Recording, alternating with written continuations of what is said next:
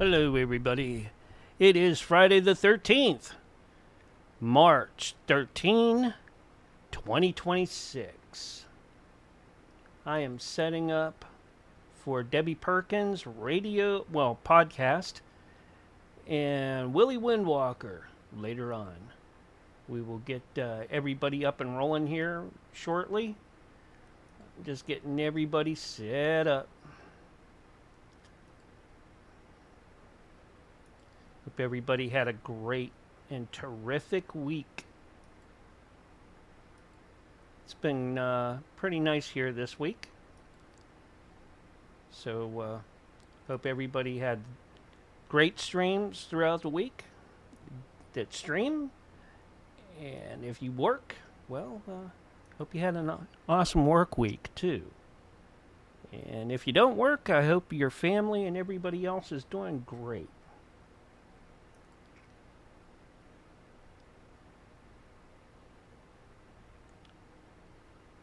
Getting everything set up and rolling here.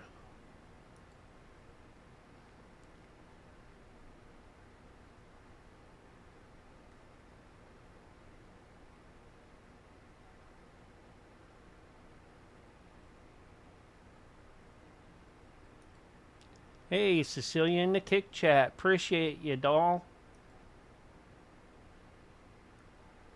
Give me a minute and I'll be over.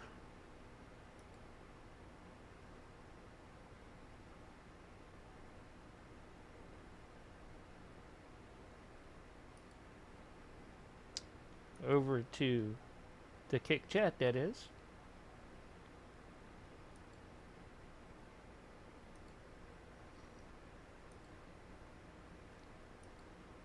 Get everybody up and rolling here.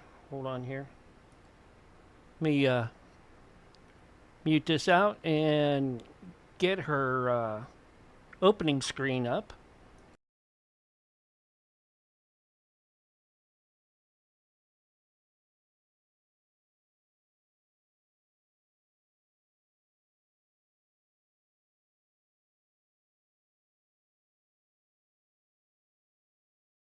That's our girl, Debbie Perkins. The one and only that I know of. If there's more, Lord help us.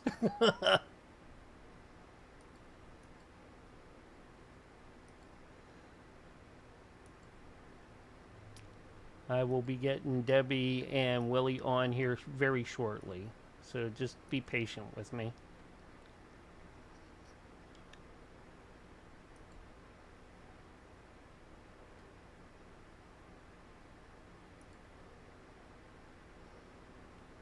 Gotta make sure all of the platforms are up and rolling.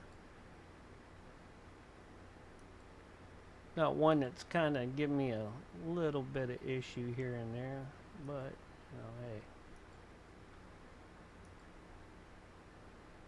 Do that wiggle, Debbie.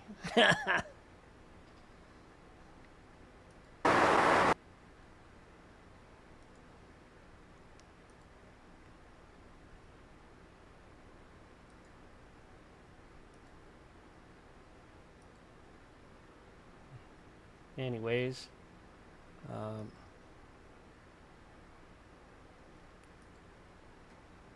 go over here and see what's going on with the live.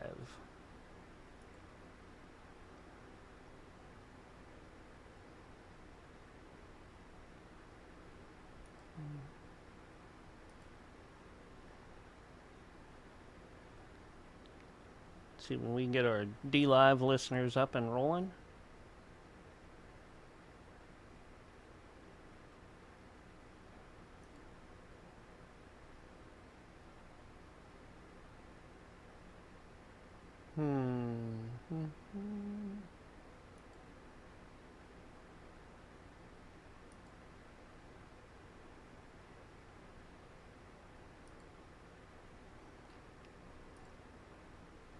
Let me flip that switch and go to another one.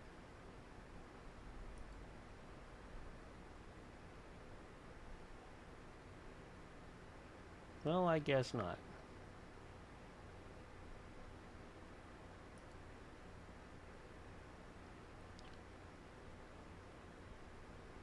try this again.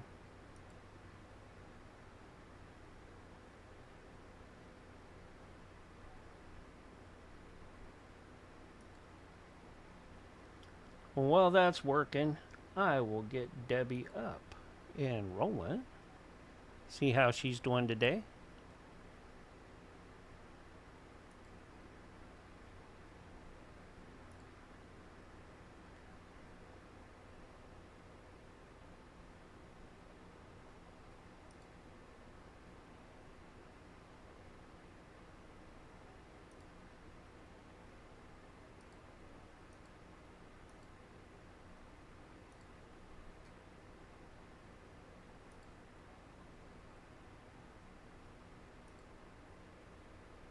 Yeah, we usually have problems with getting Debbie connected up. All right. Let's see what we got. And I'll send her the link again.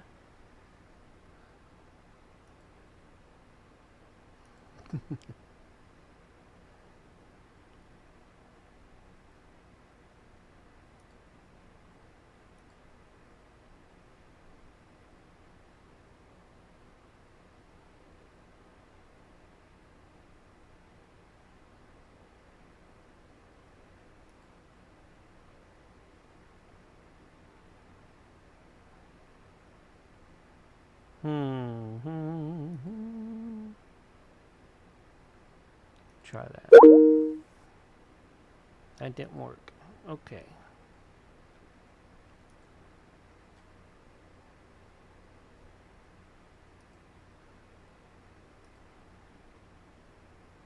Try this again.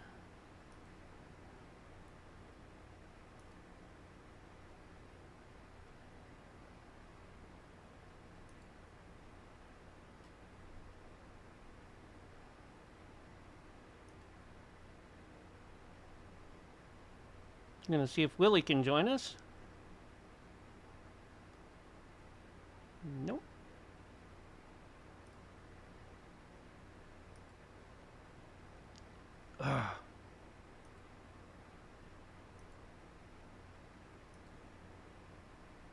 Oh, okay. Wow, too many deals here. All right, let's try this one.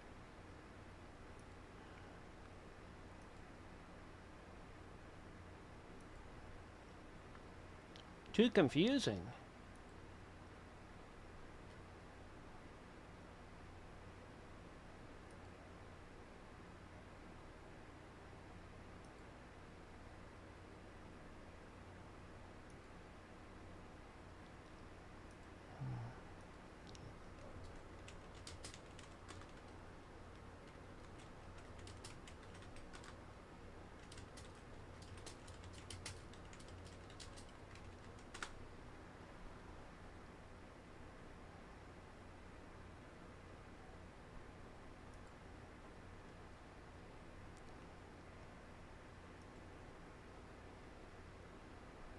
All right.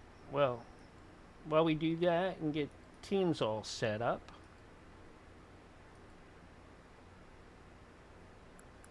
get her in here.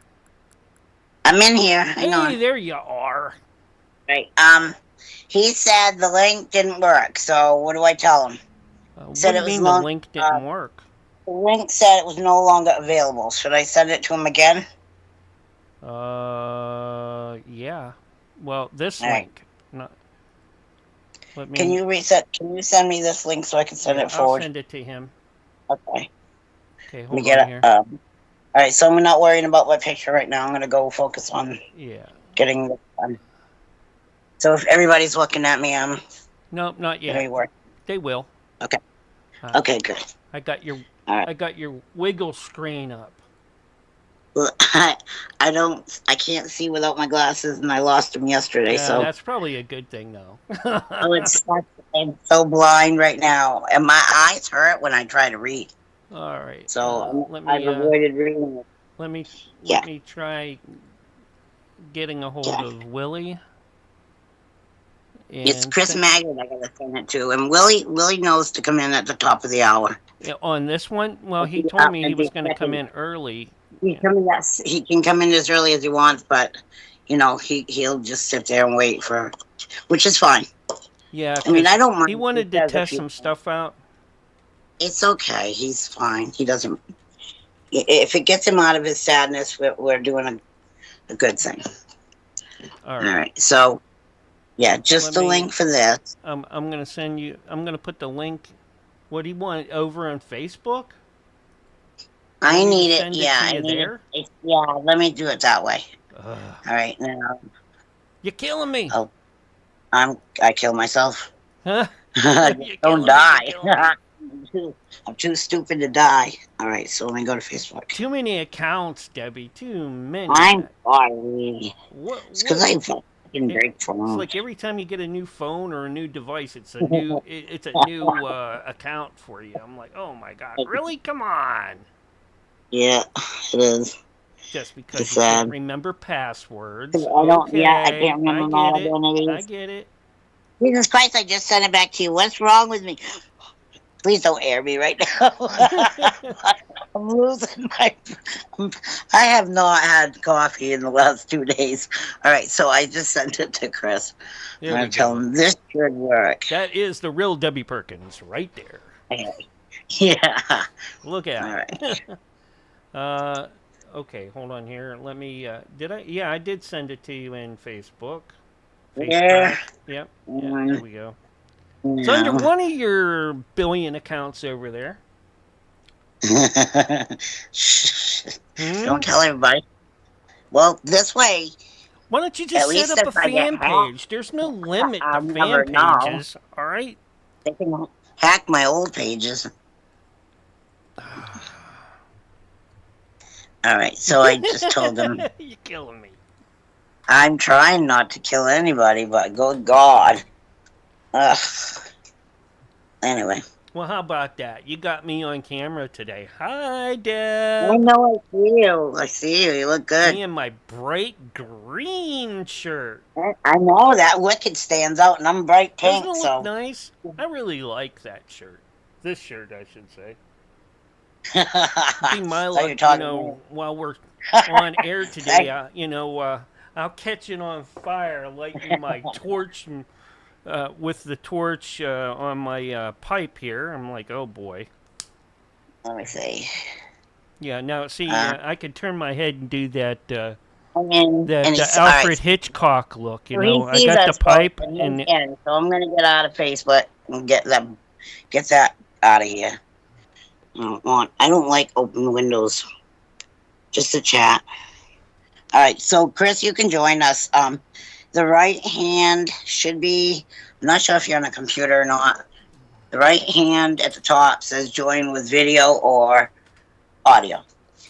You can join us when you're ready. So there, finally, Willie. Willie should be on later, so that'll be good. I'm happy for him. He needs something. He likes to teach people, and he's so good at it. What's that? Yeah, I fix my table. The table. Fix my table. I don't even know how it looks. My picture is like that big. This is how much of myself I see, so I have no idea what you guys are getting to look at. Well, see, this is why what you got to do is you got to get one of those Roku TVs. I have a Roku TV. Well, then put us up on YouTube and you can see us real big there. You'll have to show me how to do that. I'm going to come over and show you how to do that. No. You teach me like you always teach me. You always teach me how to do stuff. Well, you got to go into the YouTube setting, all right? And I have YouTube, but... Yeah. Bring up YouTube and look up your show, Debbie Perkins Show. Or Debbie Perkins Podcast. Okay? Yeah. And it should come up. Okay? As we're being live there. Yeah, but I'll hear myself too, so that'll you got to turn the volume off. That's why there's a mute button, Deb. All right? It's not like I got 10 billion tabs open, but when we do a show like this, I have to have them muted. Yeah, because I remember with radio, it'll be a back feed, I'd be like, so oh, boom, you'll hear boom. yourself I'm say like, what am something I that you doing? said Saying, oh man, I got a seconds ago. player open. Oh man, Yeah, that and sucks. that's what it sounds like. Yeah, and you, It's annoying. yeah, It does be echo, over echo, echo. Yeah, it sounds kind of like this. Hello. So Chris, if you can hear us, I don't know if he said he can see us. Where? On Facebook or in here? I don't know. I'm sorry. I'm gonna wiggle. You gotta load your 'cause camera down so we can see you. Oh, I will when I get. I'm looking. Did you see that spider going across the roof? I mean, but anyway. I might have one. This is the old house. All right. Mhm. Let me see what he's saying. I'm teasing you. It's okay. I'm in and see you in Mark.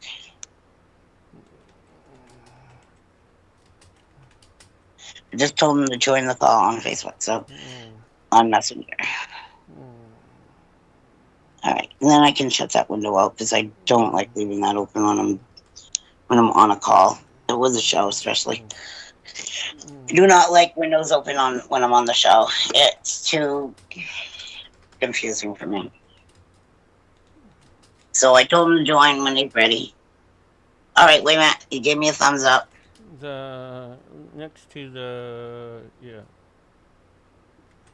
You can listen to his sound. Whatever. Help there him, we go.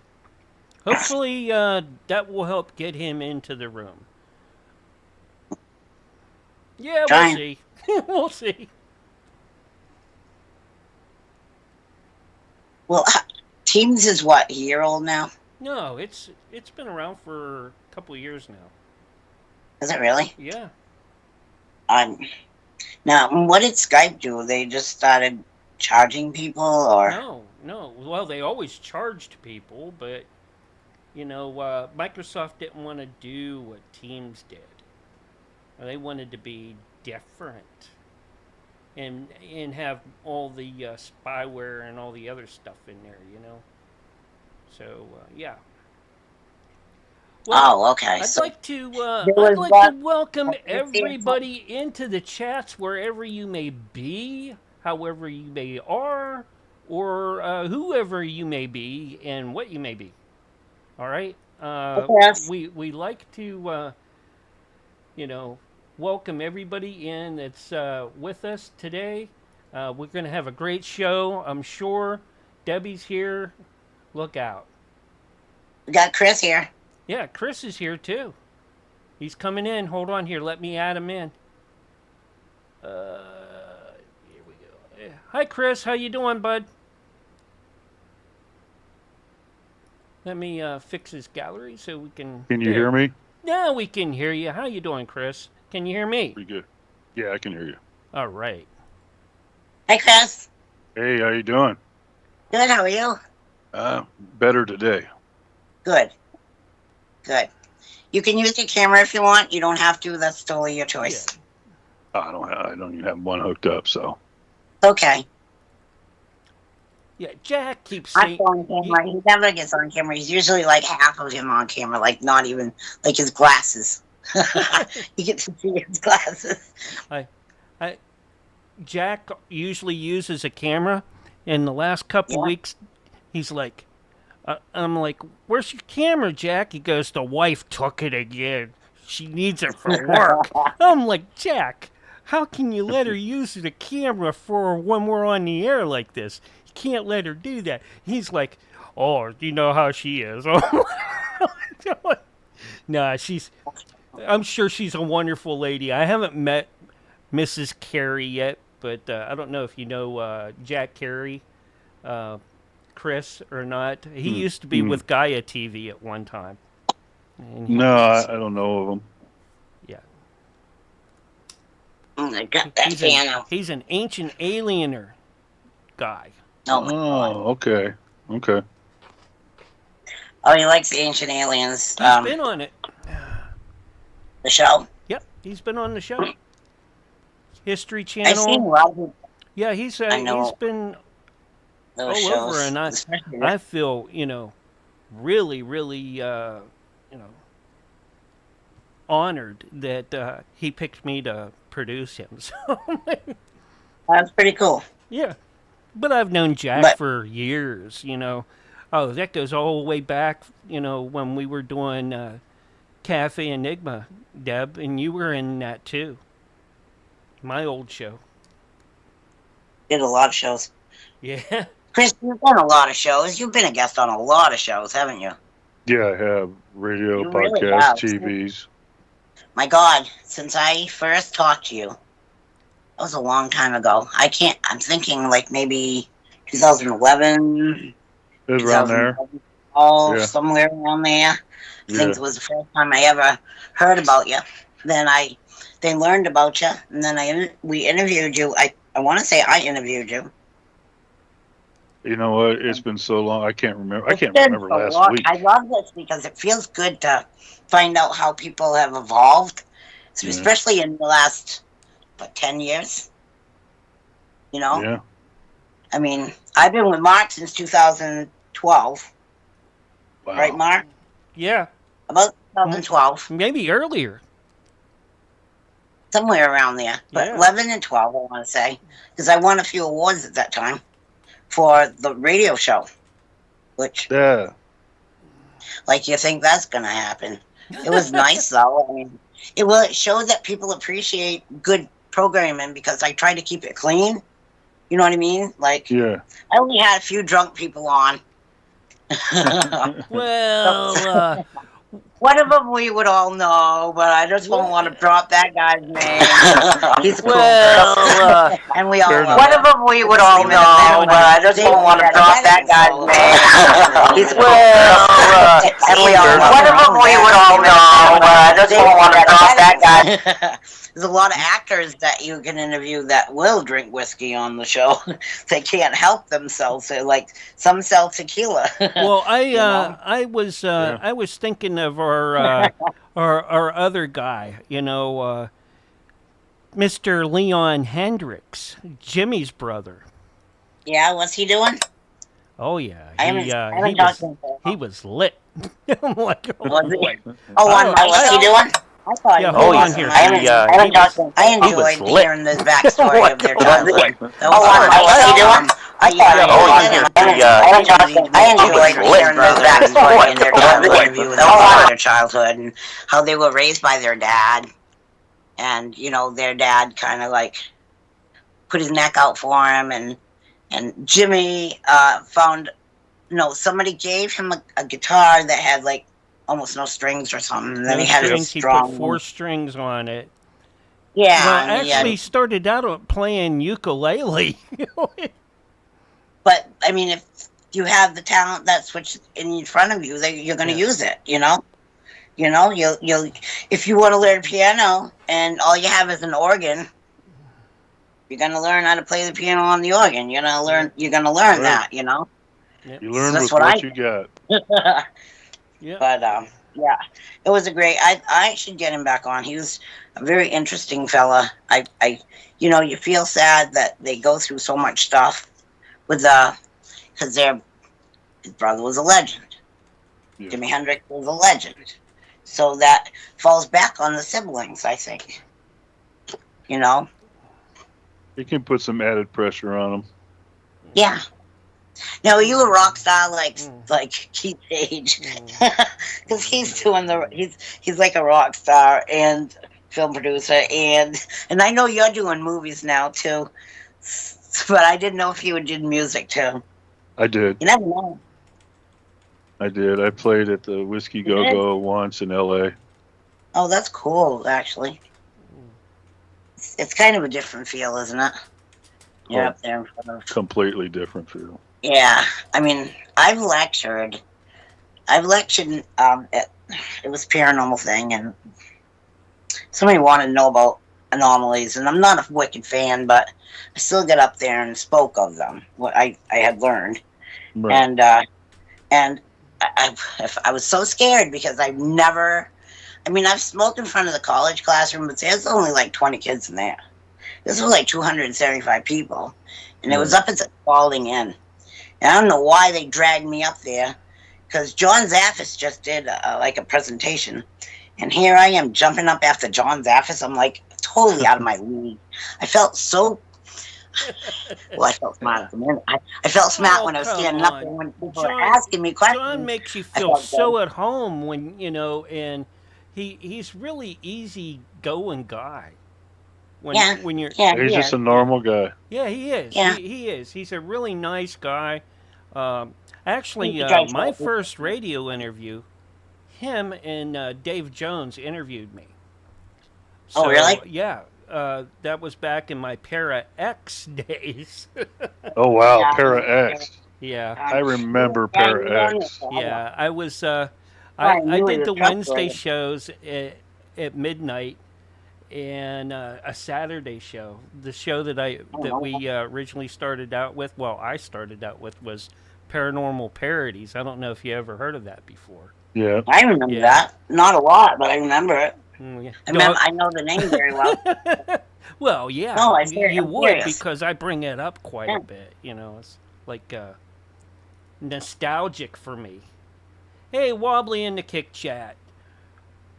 There we go. There was another man that worked on Para X. I met him at the Spalding, and he was interviewing Jason Hawes and Steve Gonzalez, and I was being wicked nosy. I wanted to know how the whole thing was working. This is before I ever got into radio.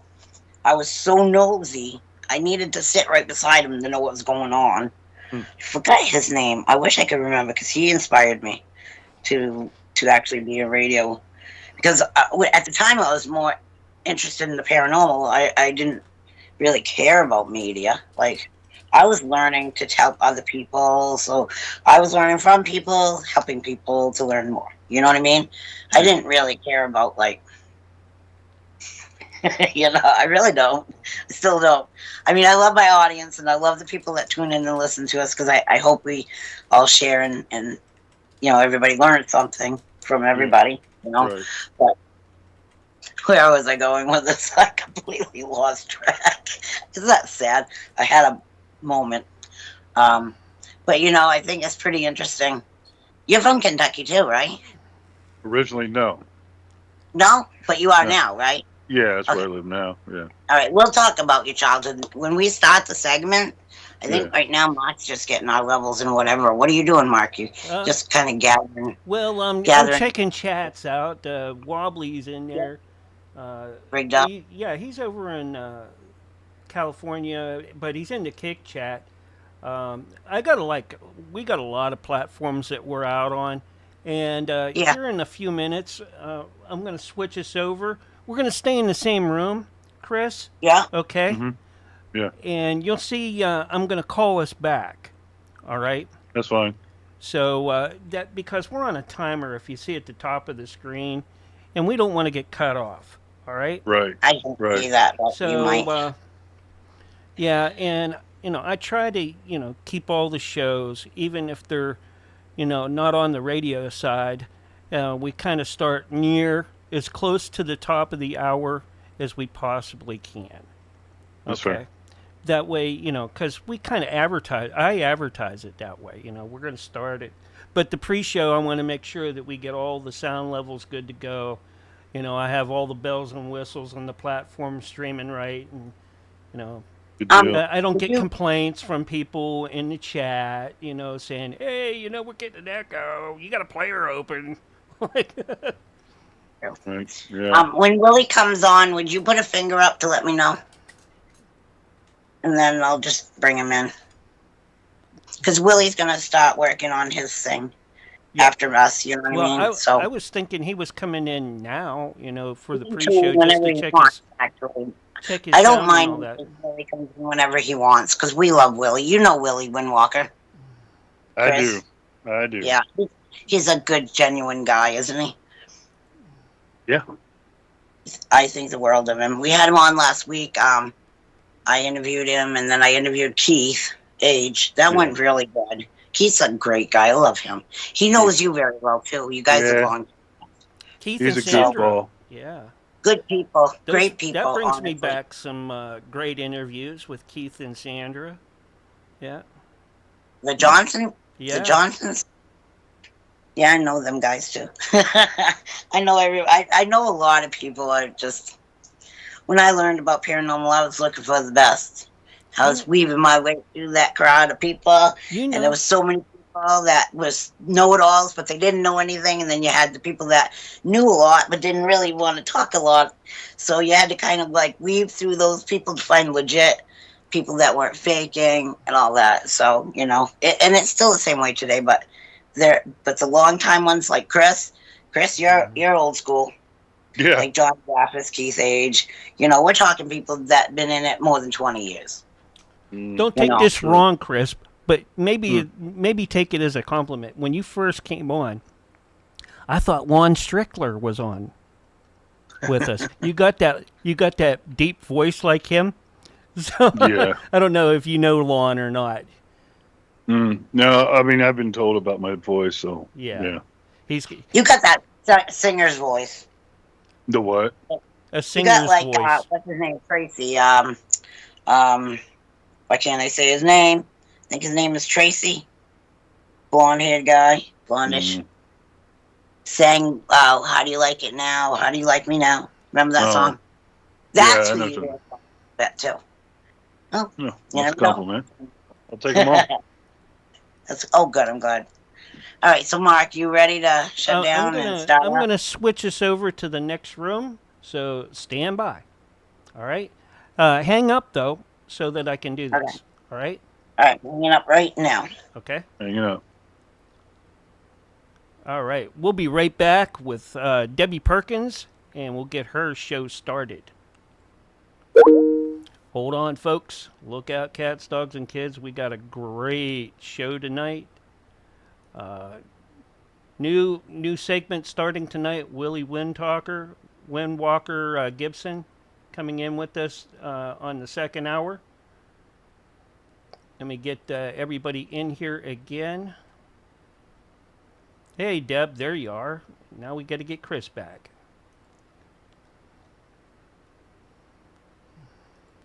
Tell him just join like he did before. Okay.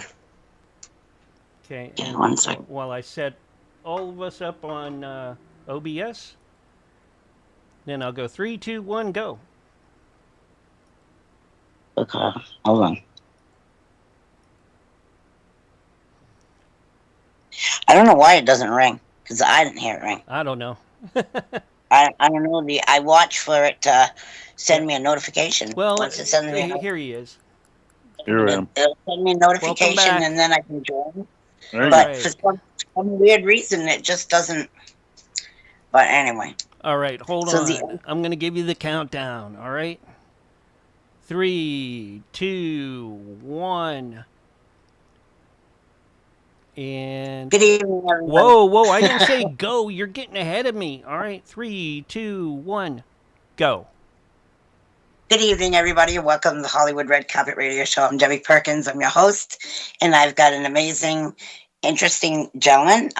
He's a paranormalist. He is a movie producer. He's a film director.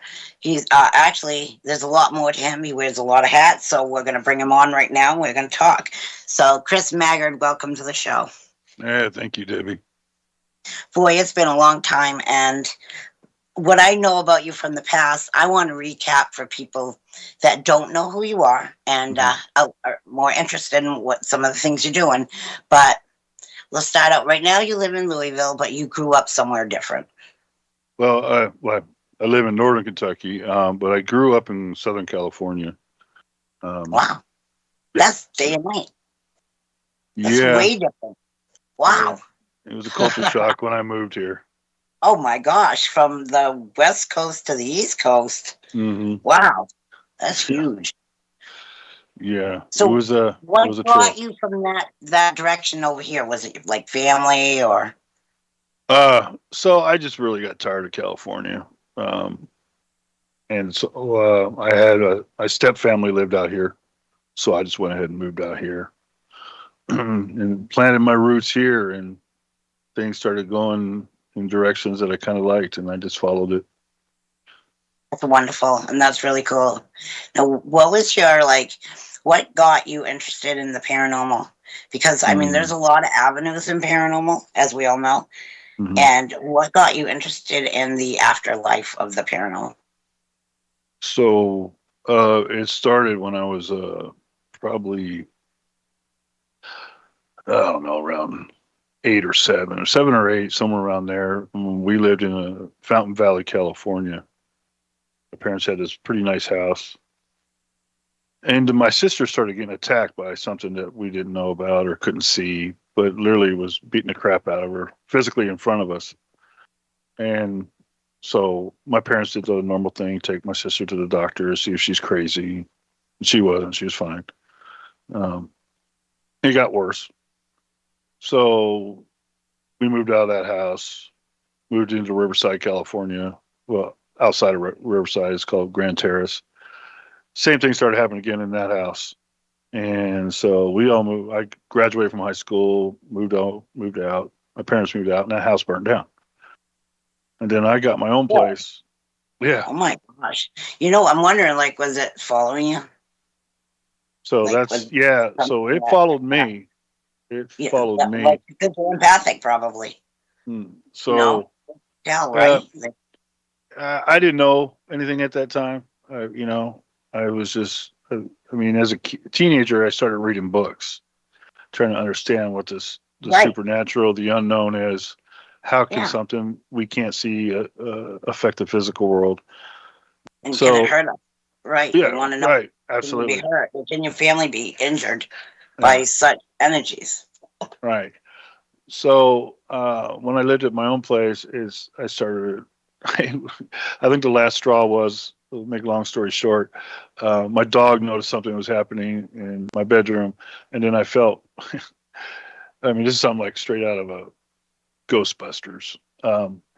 You could feel like someone was crawling over top of me on my bed, and I jumped up. And I said, "That's it, I'm done." So I had a friend of mine that was a priest, and then someone that was a Wiccan, and so I just kind of like took their advice, threw some old stuff I had from my childhood, threw it away. They came and cleansed my house and gave me blessings, and I just kind of took charge of my home, and it stopped. So that kind of hurled me into studying the unknown even more. And then I just got into the paranormal world after that. It's pretty amazing. And you ended up kind of getting involved with working cases. I did. I did. Yeah. I started doing cases, trying to help people out the best I could. I never gave them what it was answer or what it is answer. I gave them, here's the possibilities, here's what you can do. But I was never the one to go in there and say, this is what it is, and this is what you need to do to get rid of it. Because if you don't do it this way, you're gonna go to hell or something or something. So Right. it's just like I always had a thing, and some people, I don't know. I think maybe this is why Keith and I got along so well, and we still do. Is that I don't take no bull from anybody. I don't sit there and I never called myself an expert. Never. Because you can't be an expert in something you don't know about um, with no proof. And then, so I just try to help people calm their nerves and kind of like say, find yourself, find peace in your heart and your soul, and just kind of take charge of your home and have that mindset. And so it worked. Just empowering people worked. That's really amazing. And you ended up becoming quite popular for your knowledge. Yeah. And Yeah.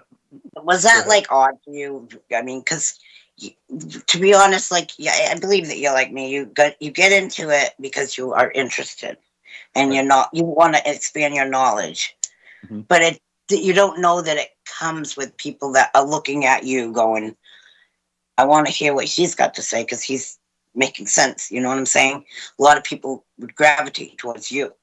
Right. And don't get me wrong, I truly appreciated that, and I did. But then I caught myself because Right. I started falling down that rabbit hole of Yeah. Ooh, they want to talk to me. Ooh, me. And I'm like, nope, I got to stop. I got to stop before it gets out of hand. And so I just kind of stepped back from it, and I was just like, to me, it was weird because I'm no expert, but like I said, I'll just try to empower people's knowledge. Now, there's other people out there they'll sit there and say they're the king of the paranormal. Well, God bless you. Have at it. That's cool. If that's what you want to do, cool. Who are they? I want to interview them. Put them on the spot. they wear black medium shirts. Yeah, it's funny. But I don't. They leave a trail behind them of destroyed cases. Yeah. They've been cleaning up after everybody forever. It's a cleanup crew comes in. Cleanup crew, exactly. Funny. That should be my new paranormal team called Cleanup Crew. Cleanup crew. Pretty much what you end up doing after every place has been done to death. Yeah, that's true. They oversaturate any place that's got even the tiniest word haunt.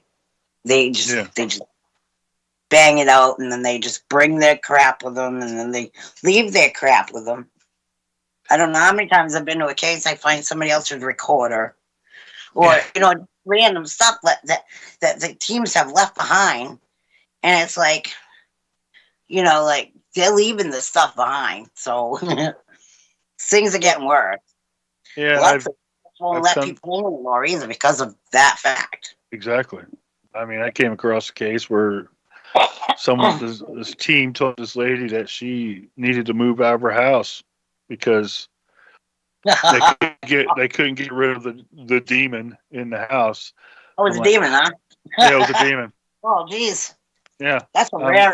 That's rare. They might as well have everybody show up. Jesus Christ, brother has arrived, and we got to see him. And they almost cost this lady thousands of dollars, thousands and thousands of dollars because they didn't know what they were talking about. That poor woman. Thank God she got a second opinion, and I just told her, I said, look, whatever they said is wrong.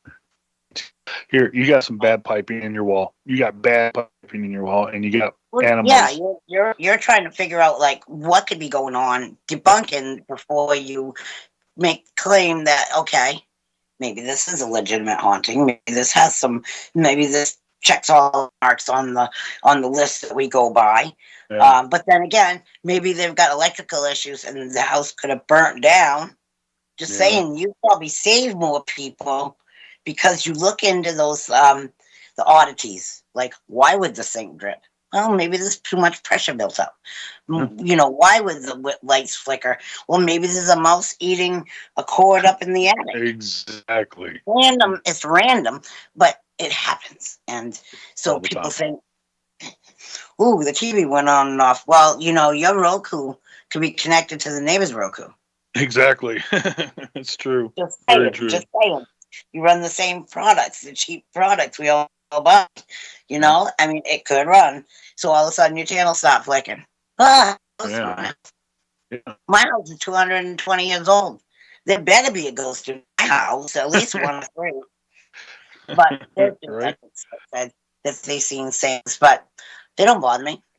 I mean, I think that there are different types of haunted houses, and I think some are on the negative, and some are very positive. Feel like your family with them. Some you do not.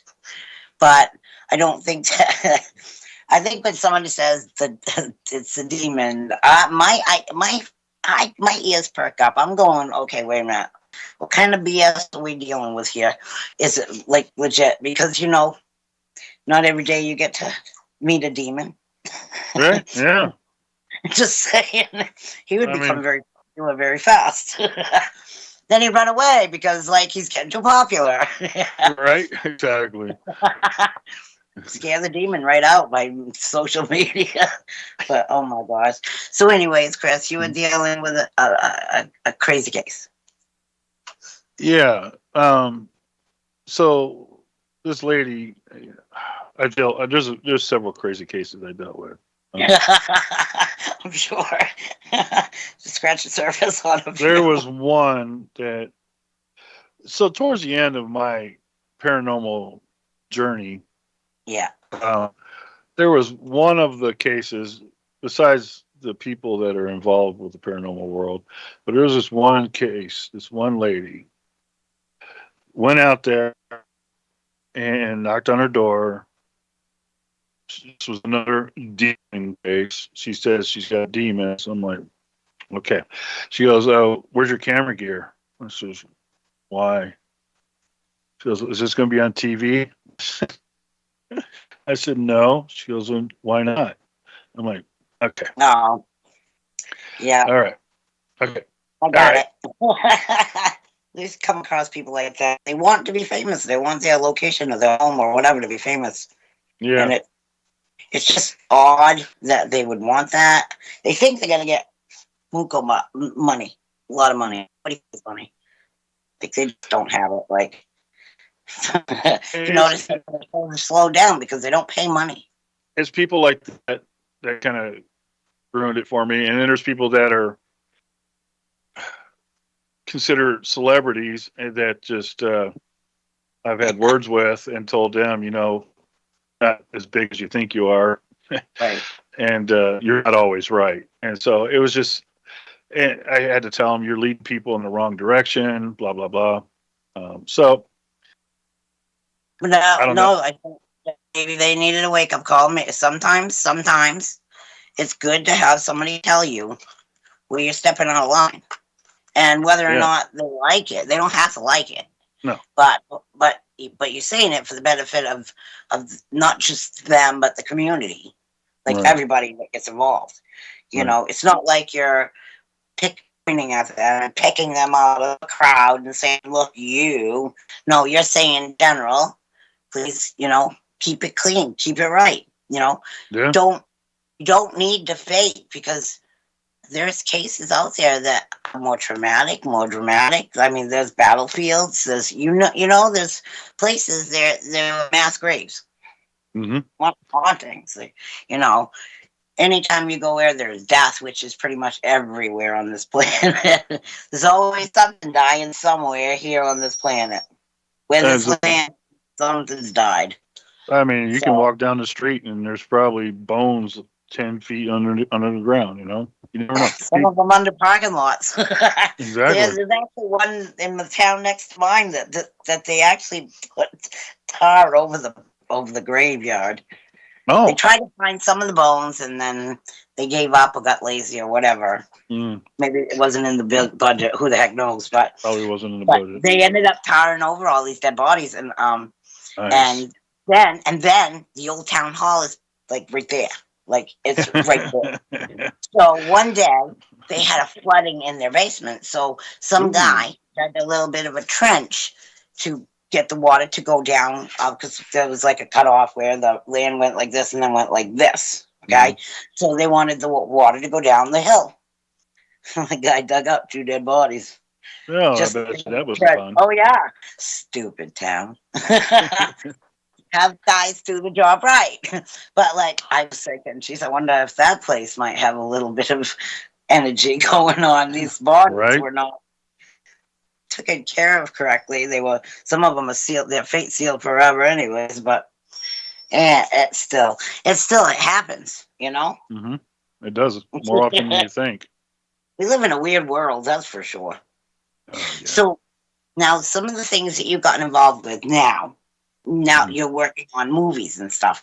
How did that evolve? Because I know you've done documentaries. Yeah.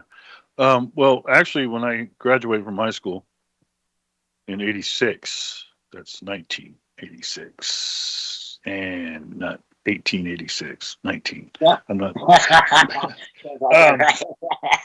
My best friend from high school, his brother was in charge of a stunt and effects company, and so I started working with him, learning how to build sets, learn special effects, practical effects, lighting, and I worked on quite a few little films that are out there today. And so I just was intrigued with everything about it. And so I did that for a few years out in California.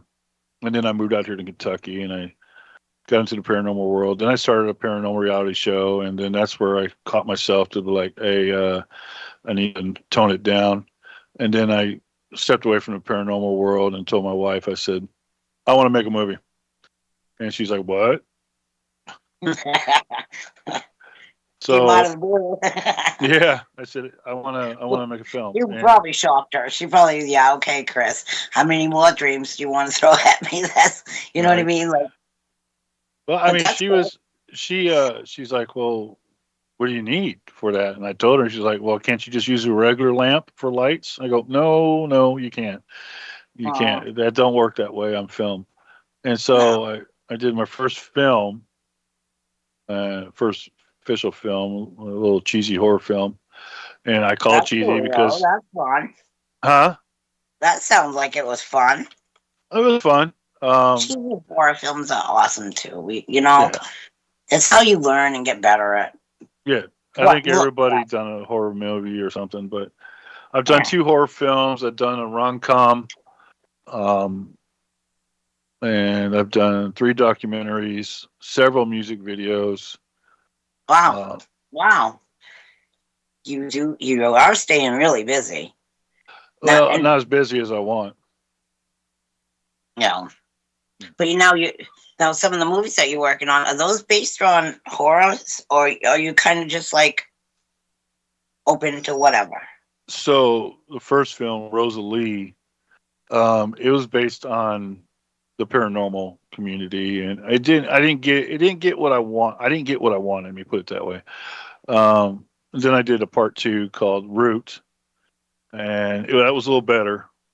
And I'm sitting on the beginning of the script for the final version, the final part of part 3, which that's going to take time. I'm going to take my time on it, but I'm working on another film right now, which is not a horror film. It's a true story, and Okay. I've already had several meetings.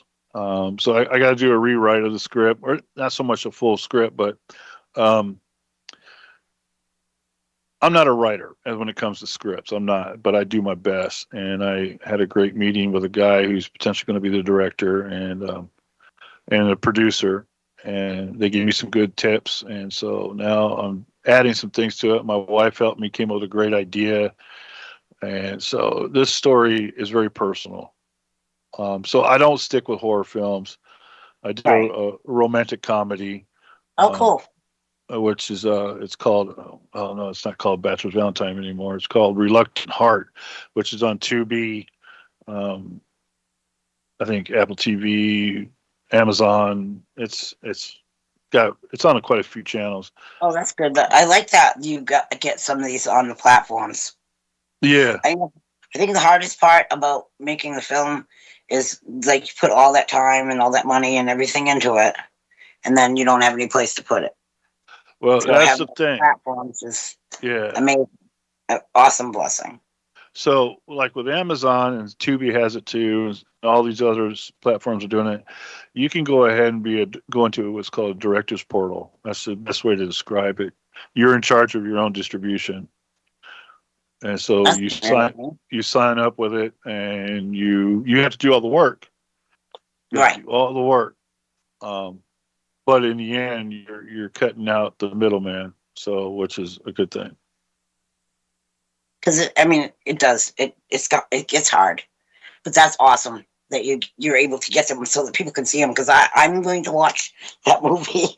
You just said I have Tubi. I like Tubi. I like Netflix. I like I'm a fan of smart TVs myself. Yeah, Because, it's like you like going to the movies, but I'd rather go to a drive-in yeah, I instead miss the of good old drive-ins. movie theater. Yeah, I love the drive-in. I think we got one left in Maine. I think Wow. they've torn all the old ones have been torn down. And then you tune your radio to the movie, Yeah, and then you get your popcorn. Bring your own snacks if you're smart. something. It's nostalgic. There's something It so really is. nostalgic. They usually have two really good movies. You know, the first one and then the second one. But anyways, getting your stuff on the big screen is probably hard now because lots of people are watching movies in the comfort of their own home theaters or their home, you know, Yeah. their living rooms, their bedrooms. So having the platforms open to your films being out there, I think even some of the most famous people are all going directly towards, you know, putting their stuff on TV networks. Well, even the big studios now, they're not. I mean, look, they're still doing their big budget films, the 50 to 100 million films, but they're also avidly looking for the 5 million films and the independent filmmakers, because for streaming purposes, they're joining the streaming team. So that's where the money is. And right. So that was one of the things with the production meeting I had. Everything's going streaming. And so everything. But now, like, I'm sure you also enjoy watching, like, even the Super Bowl. I mean, we can't be there live. Might as well watch it right in the comfort of our TVs, you know? Right. I mean, well, you know, there's certain movies you have to see in a theater. You just have to. Because they have that. And then the sound, the music, just the way the vibration. Some seats even move in some of those theaters. The rumble seats, they're like, like the video games. Yeah. That's really cool. So now, Chris, what are you going to be doing? Are you looking to keep working within the industry of filming? And how is filming going in like Kentucky? Because a lot of places like down south, like South Carolina, Georgia, they do a lot of filming down there. How is Kentucky? So Kentucky's struggling, which is mind blowing because they have one of the best tax incentives for films, film companies. Now, South Carolina, they got a really good tax incentive. Some people are leaving Atlanta. Atlanta was good. You know, a lot of people left Hollywood and went to Atlanta, but I think I do believe Marvel picked up and moved to Europe. Really? Yeah, they left Atlanta. I do believe it was Marvel. But wow. South Carolina is a big loss for that area because you count on work, you know? Yeah. It's like Google moving to town and then deciding to move out. All those people employed lose their jobs. That's sad. I mean, Kentucky's got a lot of great stuff for filming. It really does. Kentucky's a great place. What are some highlights of Kentucky that people that have never really been there wouldn't know but would be interested in? Oh God, there's the Red River Gorge. It's great for hiking, camping. It's beautiful. It's absolutely beautiful. There's the caverns down south. They're massive caverns. There's one cavern in Louisville. You can actually they zip line inside of it, motocross inside of it. Yeah, it's huge. That sounds wicked cool. I'd love that. Yeah, there's some cool stuff. And now another thing, if you're into horses, Lexington and Paris, Kentucky, and Georgetown, that's the place. There's beautiful, especially Lexington and Paris, Kentucky. There's absolutely gorgeous horse farms. William Shatner, he had a couple. I know he sold his house, or I don't know if he sold one, but he had a couple horse farms down there. His thoroughbreds. Oh wow! So he left.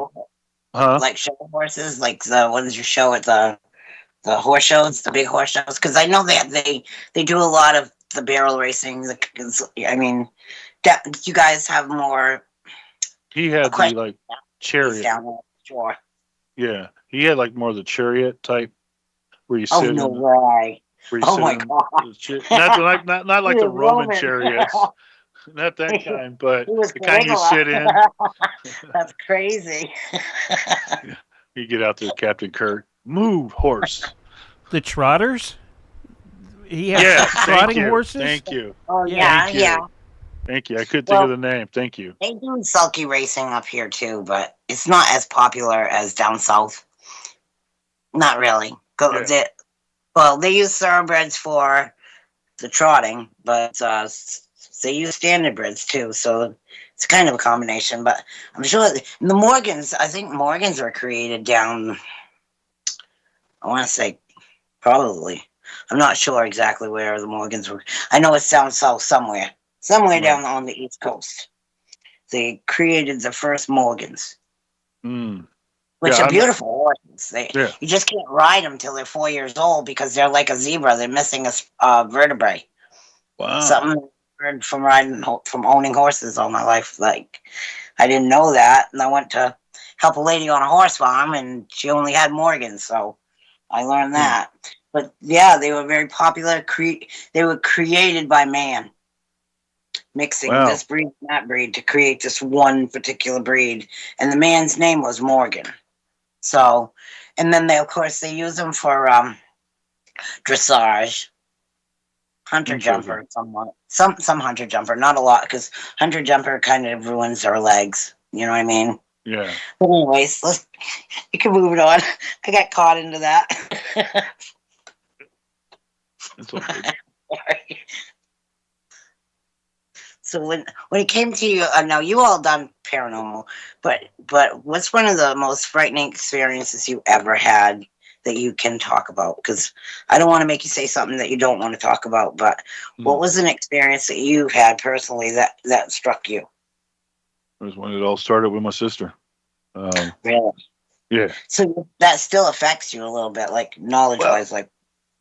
I mean, it doesn't affect me to the point to where, I don't want to talk about it. If it affects me because I'm still curious as to why someone get the living daylights kicked out of them, like a fight, and you just can't see what's beating up your sister right in front of you. And, she got shoved through a window, and the whole family watched that happen.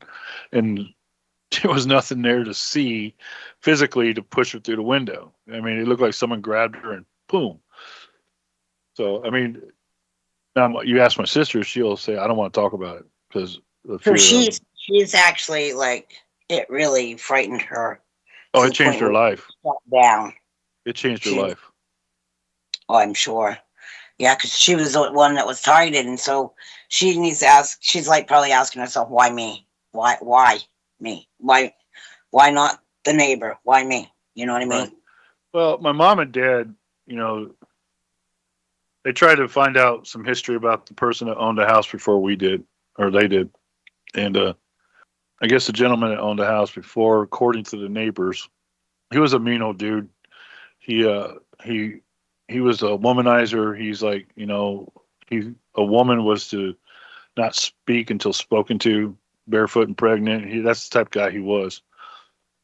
And he died of a massive heart attack in that house, remodeling it. And so my sister was kind of like that Motley Crue 1980s rebel leather jacket, cut up jeans, and Joan Jett. Yeah, so doing her thing. 5 gallons of Aquanet hairspray. We all had it. So she was kind of a rebel. So we kind of thought maybe that's what was going on, because she wasn't a submissive type of woman. She was like, I'm in control of her own destiny. Oh, right. But what type of music did she listen to? And you guys, I'm sure all teenagers listen to music in the house. Was you listening to Kiss? Was you know what I'm saying? It was the 80s. There's a lot of people, bands. Yeah, the 80s bands like White Snake and oh my God, Black Sabbath, AC/DC, Fish. I mean, we could go on and on, but they always like Ozzy Osbourne and Alice Cooper. Some of that music, some of the older people took it as it being demonic when it was really just an expression of art. Yeah, that's all it is. Yeah, it really is. People are like, that's a devil's music. People, whatever. Well, because all the songs that they listen to, country-wise and classical, all told stories. Yeah, they're storytelling. They're basically a book of a story, where sometimes the rock stars were more abstract, like they were messed up a lot. But I'm just saying, yeah. But I'm saying that some of the music was genius. Oh yeah, absolutely, 100%. So I'm wondering, like, maybe the music did not fit well with this negative energy or this negative entity. I think it may be a combination of that and my sister's mannerisms. Yeah. Well, I'm glad she has survived it. I'm glad that she's doing well, because a lot of us couldn't imagine things like that happening. So how did you, and you said you resolved it, it finally evaporated into another. I don't know what happened to it, but all I can say is that, you watch people, we all watch the movies, Poltergeist and The Exorcist and all that. And, but when you really have that crap happen to you, it's like, and be careful what you ask for, people, especially when you're like, I see a demon, I'm going to go after a demon. I'm like, hold on. You need to be careful what you wish for, because I've seen the bad side of all of it, and we didn't do nothing. We just moved into a house. Right. Right. And living, just being a regular family with kids. Yeah, that's it. But then I can imagine going to bed at night in a new house like that, not knowing, and then when things start happening, it does. It gives that horror feeling, vibe, especially at that time when, God forbid, you watch a scary movie in your haunted house. Well, it's the thing is my sister, my brother, my two sisters. The one sister got attacked, and her older sister and brother. We all seen it, what was happening. Our parents didn't until finally they seen it, and then they started trying to figure out what's going on. They tried to ask the church. No one from the church wanted to come in. It's just like, so they opened the Bible, they tried to do prayers, and that just made matters worse. And it was just like, all right, we got to leave. And it was crazy. That house burnt first, and then the second one burnt. Gosh. That's another weird phenomena. Yeah.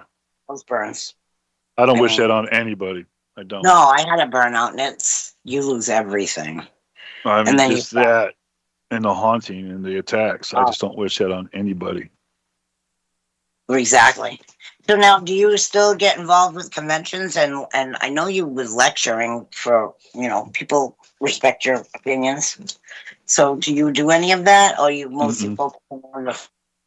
I completely got out of it. It's just the whole paranormal world became a bunch of keyboard warriors, and everybody's right, and I have proof, and I have this, and you're wrong. I'm just like, man, you guys are just... I'm done. I had enough. I went as far as I could trying to find answers for myself. I'm studying, I'm reading other things. I got involved with a church, and I'm kind of like, I'm studying exorcisms, and I want to see, I'm trying to learn the psychology of it first, and then I want to take it to the next level and see if I can get involved or sit in on somewhat what is called a possession. But I'm studying it right now. I'm reading up on it and trying to learn it all. I probably will never get a chance to sit in on one, because I'm not flying to the Vatican to learn. I don't have that kind of money, but I just do that on the side just to read it. But right now I'm more focused on filming.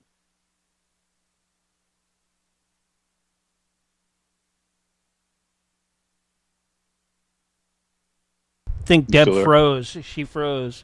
Go ahead and tell us more about what some of your projects are. Well, the project right now that I got to do a little bit of script rewrite. It's based on a true story. I don't want to give too much out of it, but it's one of those things. What would you do in this situation for your family? And so it will definitely piss people off, make people upset, make them cry, and make them cheer. So, and it's a very powerful story. And so we're working on that. I've been sitting on it since 2018, and finally got some road under it now, and so we're going in that direction to get this thing going. That's We're going to cool. get a pitch Bible put together for investors. Yeah, that's pretty cool. Have you ever worked on any projects with other sides of paranormal, like cryptozoology and stuff like that? No, no, Oh my, I was kind of Yeah, it jumps interested in back, I the. I am think. Hey, sorry, Deb, there you guys. are. I am sorry. My puppies unplugged my internet, and then it took a minute to get it to load back up. So I am wicked sorry. Yeah, you're good. You're good. Somebody showed up at the house. The puppies went flying through, and they unplugged the internet, and I was like, "Oh, you should have seen uh, me, like a you're fine. matrix over here." You're But fine. so what was you guys talking about while I was gone? He asked me if I was ever got any other product like cryptozoology.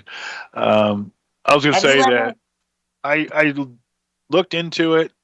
Um, you know, I looked into the whole UFO thing, and I was just like, okay, that's not my cup of tea. It's just not. My hat's off to anybody that sits out and if you're gonna go out in the woods and look for a big hairy beast, look, I'll join you guys. I got friends that got more hair than a dog, and I'll say, hey, dude, go walk in the woods with the shirt off. There you go. If I'm in the woods, I want to go camping. Um, Oh my I, god! I don't know. huh? I just got back What's that? out. I know the puppies unplugged it, but then I just checked all the connection when it went out again, and everything's good. So I hope I stay on. You're So good. You're still on. fingers crossed. I'm sorry about that. No, you're fine. Oh my god, the technical world that we Yeah, live in. right. Oh my god. So, anyways, like some of the things that you were in documentaries. What are some of those documentaries, and what they pertain, and what was your part in some of those? And I'm going to turn the light on so you guys can see me starting to lose light. One of the documentaries is I was just an editor. It was for this guy named Ron Whitehead, who there's a thing out here in Louisville called Gonzo Fest. It started with Hunter S. Thompson, and I don't know if you know anything about Hunter S. Thompson. I don't, so you can fill me in on that. Hunter S. Thompson. There's a movie called Fear and Loathing in Las Vegas, done by Johnny Depp. Um, Okay. that's that's completely about Hunter S. Thompson. Um, it's a strange type of poetry. Um, I was just the one in charge of editing it, so there's a guy out here named Ron Whitehead. He was friends with Hunter S. Thompson and Johnny Depp, and so when making this documentary, um, we had to get permission from Hunter S. Thompson's family and Johnny Depp to use their likeness and images and talk about them. So that was kind of cool. That's about the closest I've got to Johnny Depp through emails. His sister took over after that. He knows who you are. Huh? He knows who you are now. Yeah. So Hopefully, we did that one, and that's out there. It's called The Outlaw Poet. And then my first documentary was called The Menzel Shepherd Story down in Harlan, Kentucky. Harlan, Kentucky's got it's also called Bloody Harlan or something like to that effect. oh really? Yeah, Is that like a legend? Is that like an old time legend or something for like the yeah. area? I mean, It it's is? a legit thing because Really? when a certain president was in office years and years ago, he shut down the coal mines, and so people were doing whatever they could to survive. This town lived on via coal mines. That's how these people survived. And when this president shut down the coal mines, well, these people reverted to other means of money or making money, and it was drugs and stuff like that, and so it became Bloody Harlan because people were killing people to survive. And when we went down there to film, Manzo Shepard, back in the 50s that he killed a cabbie. Him and his buddies did, and he got arrested, and then he was shot and killed inside the courtroom. Well, in the courtroom above it is prison cells, and so supposedly there's been reports of Mansell Shepard still there. So we did a paranormal documentary, if you will. We did reenactments of the shooting and the courtroom drama. That's kind of cool. And, I like that. I like that when people describe stories behind what they suspect right. for like the haunting. I like that there's some girth to the story, not just a haunting. So Right. it's like a base for a haunting. Right. And so, I mean, it was a good story. We did that. We knocked that out. That's on, I think that's still on Amazon and Tubi. What's that called again? Harlan Mansell Shepard story. Well, someone bought it off me and they renamed it, but just look up Mansell Shepard story. Mansell Shepard story. Yeah. Okay. That sounds really interesting. I like that. I like old legends. Right. It was a good story. Now all those people down south, because you're not far, you've probably been to Waverly too. Oh yeah, many times. What is that like for you? Because I mean, a lot of people describe it in different ways. What would your description of what you experienced while you were there? Because it would be more personal for you what you experienced. So I've had two experiences that I cannot explain, and Really? I'm not going to say. Let me put it this way. So, my best friend from California, he came out to hang out with me because we was going to go to the Kentucky Derby. So, and just so happens I was doing a gig or a thing. Ghost Adventures was there. And so we kind of met up, and I said, well, you want to meet Ghost Adventures, blah, blah, blah. And he said, yeah. I said, all right, let's go do this at Waverly. And so me and my best friend Dave, we were on the 5th floor. It was just him and me. And him and me and Derek. And Derek was behind me. And so I took a picture of Dave walking into room 502. Now you're at 502, the one they talk about? Yeah. Yeah. I was across that place is massive, am I wrong? Like it is humongous. It's a big room upstairs. So I took a picture of him walking in there. Well, the doorway next to him, there's a figure there. And if you look at the figure, it looks like someone's got their hands in like pockets, like a doctor's coat. And then one leg kind of fades out. So I was like, okay, that person wasn't there. And I took this picture on film. I was using 35 millimeter film. So with a flash. So it wasn't digital. It was on the film. It was on the negative. Right. So can't explain it. Can never explain it, and still can't explain it. I mean, I copy it to Tina Mattingly that owns the place, or she still does. I don't know, but to hang up there. That was one experience, and then I went back up one other time and saw someone down the end of the hallway by the nursing stations, and I said, "Hey, you need to leave because we paid for this place, and you're not supposed to be in here." And the person just walked into a room. I said, "All right, I'm going to go down there," and we went down there. There was no one in there.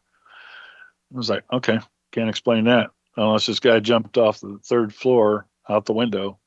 I completely believe you because I had experience in Florida when I was a child where we were in St. Augustine and going through the fort. I'm sure you know of that place. Yeah. And I was tailing behind. I was the slow person, I guess. I don't know. I was a kid. I was really young too. I want to say maybe 8, maybe 7. Mm-hmm. And I looked through a peephole and I see a man in there and he's begging for help. I've told the story before. And he's reaching out and he's wearing rags. And I thought he was an actor. Okay. Because, you go to the historic places, they're actors. Yeah. And he was chained to the wall, so I thought he was an actor. And I said, and he's asking for help.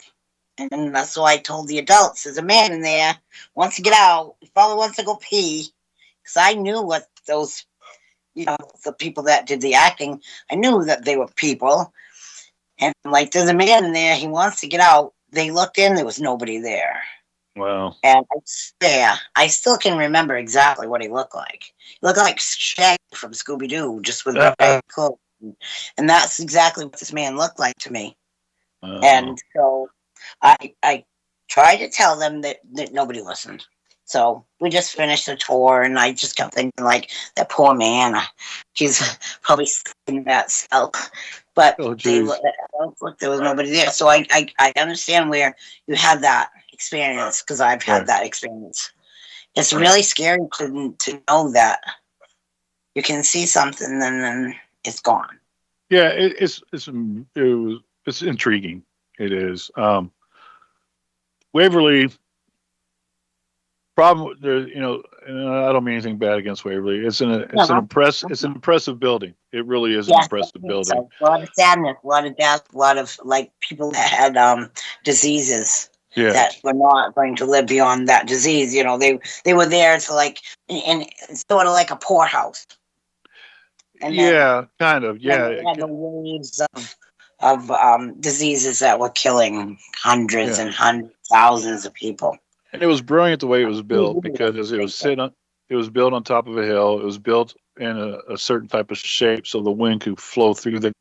And they thought it would help the people with TB, and and so it didn't. And but I think they had that tunnel, right? Am I correct? Is that the place that had the death tunnel? Yeah, they had the chute where they would when the people would pass away, they'd send them down this chute. So the public didn't really see the person. They went down that big long tunnel. Mm-hmm. I've seen documentaries on some of that. And that tunnel, I think, scares me the most. It's a long tunnel. I mean, you walk down to the bottom, you turn around and look up, you're like, oh my God, I got to walk up this thing. Jesus. But then how far away from the place do you end up when you get outside, when you finally get to the bottom of that tunnel? Because that would be where they would pick up the bodies from. I think they said it was 500 feet. That's insane. I could be wrong. Don't quote me on it, but I think it was 500 feet. Insane. Unbelievable. What made you want to go back? Because it's intriguing. I went back several times, just trying to gather what I've had from the past, and just try to see what's going on there and try to find some kind of answer. And I think my biggest answer to that place is because now they're fixing it up. They're putting windows in, but it's wide open. It's wide open. Wind comes through. Raccoons come through there. Bats fly through there. So you have more natural anomalies going on, right? Than you would the unknown. Yeah.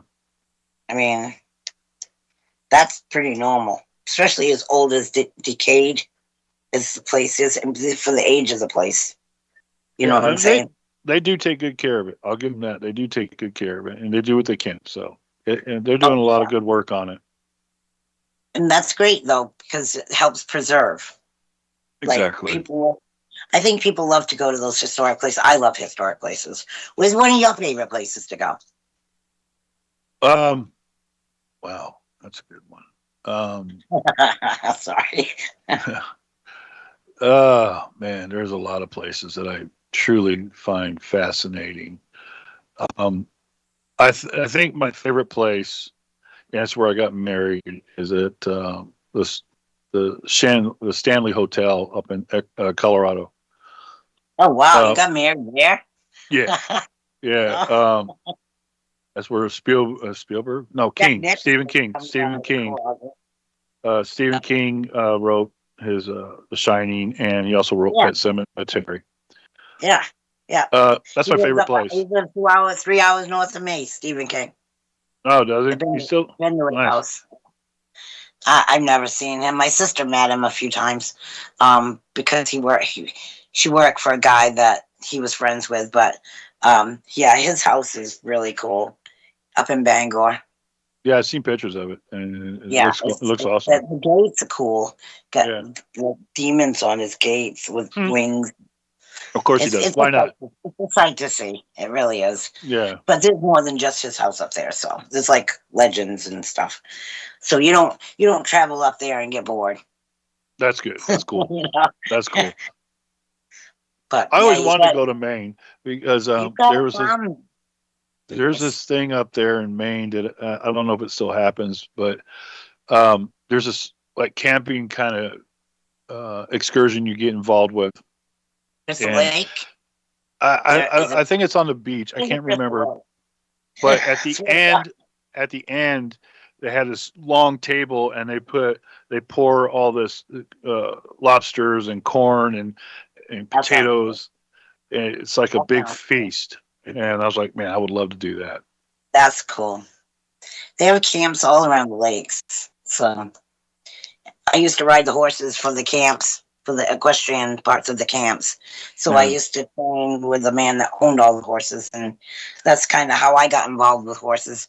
Was that this man would own all these horses, and these people we would ride them and keep them fit while these people come from the camps to pick the horse that they want to go to their particular camps. Awesome. So that was fun. But yeah, I know what you're saying. Well, I mean, I'm sure that they do have quite a few interesting pig roasts. They do a lot of pig roasts, and they do like they do like a big bikers thing where they all gather in a big, huge, massive field. It's a lot of fun. I could get into that. That'd be great. Yeah, a lot of fun. Well, you're a tough guy, but you're one of the nicest people I've ever met in the industry, and you have been in the industry for a really long time. I'm sure you're as well. You're well known, and I love the fact that you've transitioned into making movies, and I hope that is the most successful for you. I want you to get nothing but wonderful applause. Would you come on when you finish producing a few more films? We'd love to have you talking about them. Yeah, absolutely. Like I said, this is in God's hands, and so, and after this past year, I turned everything over in God's hands, and I'm not a holy roller, but I'm a survivor of lung cancer, and so I'm still going through treatments, but it's like this time, all right, I'm going to do this. We're going to do this. I'm going to make it happen. This film has been sitting on it too long. It's time to make it happen because I'll just give a little insight on it. It has to do with trafficking. And, and that's so, kind of a big subject right now, everywhere. Yeah, and so everywhere, like, oh my gosh, it's a powerful story, and so it needs to be told. The story needs to be told. All right, Mark, I'm going to get in touch with Willie. Chris, I want to thank you for coming on and talking with us. It's so much fun. We had such a great time with you. Thank you. I'd love to have you come back on. Yeah, absolutely. For people that want to get in touch with you, how can they get a hold of you? They can either try to get over us through maggardfilms@gmail.com or find me on Facebook, Instagram. I don't do TikTok, but you can find me on Facebook or Instagram. Chris Maggard. You don't do TikTok? No, I don't. I don't blame you. That's so funny. Sorry, I'm looking at my phone. I have to get a hold of Willie, get him on here, wherever he be. See what Willie is. But anyways, I really appreciate you coming on. So much fun. Thank you. You can stay a little bit longer, or you can head off. It's up to you. Whatever you want to do. I got some work to do, and I got a roast. I got to be roasting. That's yummy. Chris, I also posted a link in there too, so that you can listen to the rest of the show and go back and hear the live unedited version of this. Right on, dude. I'm pointing. Sorry about that. Thank you, Mark. All right. Well, wonderful, Chris. Thank you so much. All right. Thank you. I will post other links probably later on tonight once I've edited. And I'll post those to Facebook and all over. So just keep an eye on that and add me, and then you'll get all the updates from shows. Awesome, man. And you guys are awesome. I totally appreciate you Yeah, both. and I'll make sure that you get them too, Chris. Willie should be joining us any second. Thank you, everybody, for listening to the show this afternoon, this evening. It's afternoon in some places, it's evening in others. Yep. It's Yeah. early evening for us. You can hang up, Chris, whenever you're ready. All And right. thank you, Yeah, everybody. if you want, Chris, you can just stay on and just keep muted, and you don't have to do anything. I gotta go upstairs. So Oh, okay. I'm in my office downstairs. Alrighty. Well, I'm going to end this segment and then Okay. go from there, and then I'm going to restart the call and bring us all right back with Okay. Willie Willie Gibson. should be ready. Have a good All right, night, he everyone. knows. All right, good night. Thank you, Chris. Yeah, thank you. All right, stay tuned, folks. More to come. We have Willie Windwalker Gibson coming up. I got to get him and Deb on the phone here in just a sec. So, well, on the Teams chat, and we'll be bringing everybody back. Do do do do do do do. Stick around. We got more to come, as they say. Try to get Willie in. Hello. Hi, Deb. Hi. Okay, started the next one. All right. Yeah. Yep. Actually, I got an You just need opportunity to to get push Willie the button. to click and join. Yeah. I sent him a message earlier. He just needs to click that link and come right in. Okay. I've shut my camera off because I'm squinting so much. Yeah, he said it. All right. Let me switch us back over on OBS so that we'll have him up and ready. There we go. Yep. Just and waiting on him.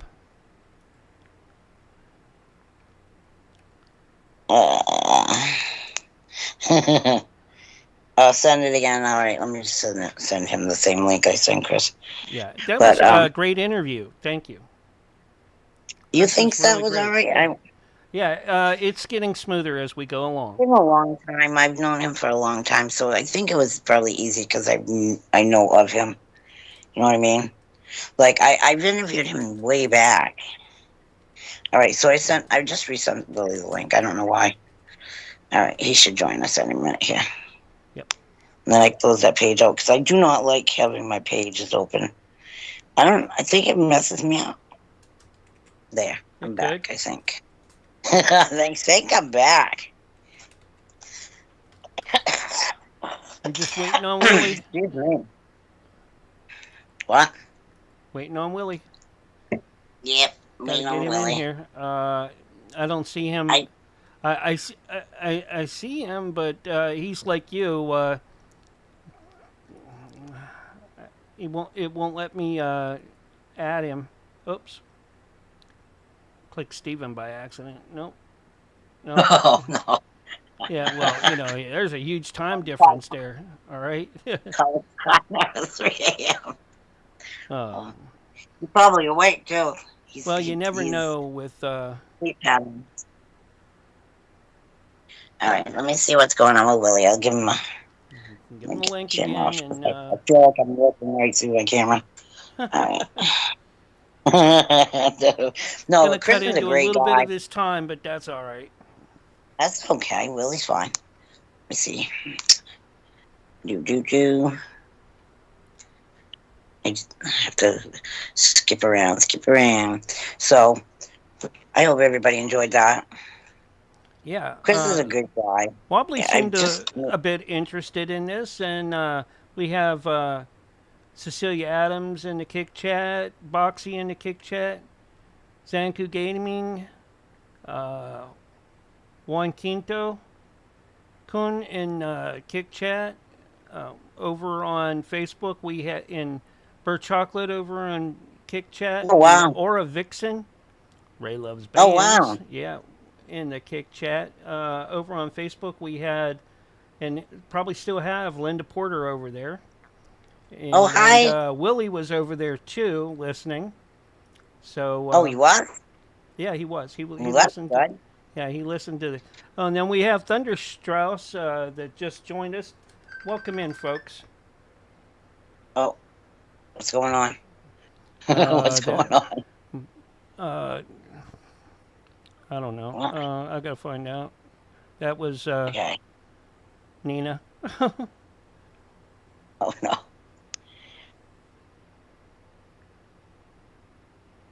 He knows to join us, so we'll just wait a Yep. couple minutes for him to get on here to show us what he's got. What you got going on? Where is he at? Goodness gracious. So, I've been I took a couple of the shows off. I was listening to the Censorship Sucks show. I love those guys. I really do. I think they're wicked smart. I Those just don't guys understand how they those come up guys with are so many pretty different cool. concepts. Yeah. All Well, right. So I just saw a sign from Willie. Wait a minute. He's existing. Wait a minute. Let me get out. Go into the chat.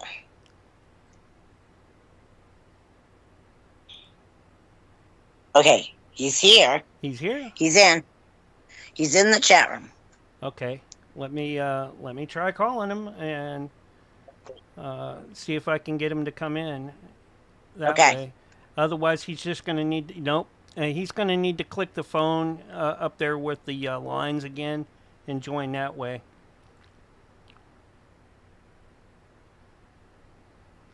Top right. Oh, for a computer? Yeah.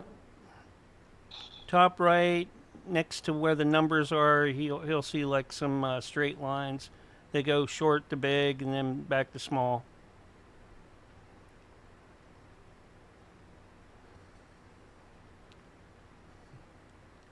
We'll get him in. Yeah. I'm explaining it, what you said to me. Yeah, I'm they're sending the vertical text to lines him. up and down. Yes. I think that's, yeah. There's like 1, 2, 3, 4, 5, 6. Yep.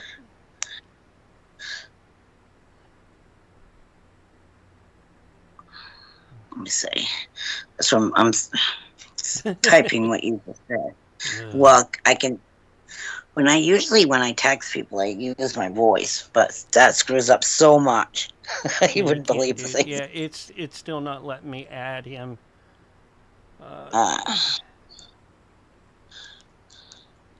I'm telling him. Then go to the.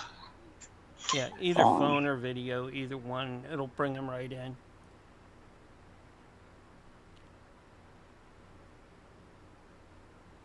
He must have forgot how to do it from last time. All right. The only thing about this messenger, you can't tell when somebody sees your message, so you don't know whether or not they've got the message or not. Skype used to blink and pop. Yeah. Did a pop Yeah. up. It did a Let pop you know. up. Yeah, this one Yeah, they doesn't. let you know.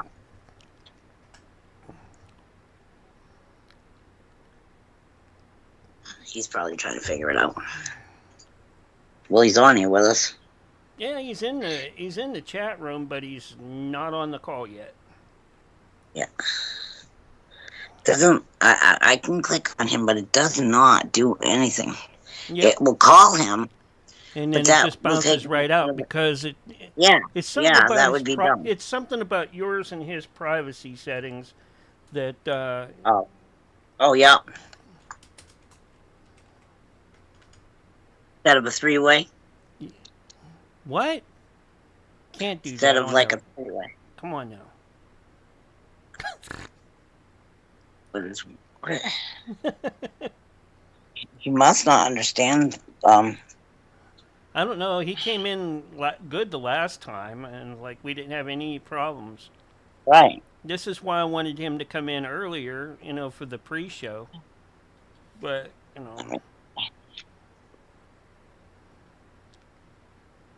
Let me see. See, I don't even know if he's really in the room or not, because you can have that circle with the green X in it, and not even be in the room.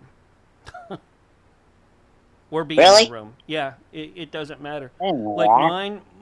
mine will be red, but when I leave, if I go someplace else and I'm not on internet or streaming like this, it'll show a green check mark. Yep. Well, that's 8 minutes into his show. Oh man, I know. his I'm portion. stressing.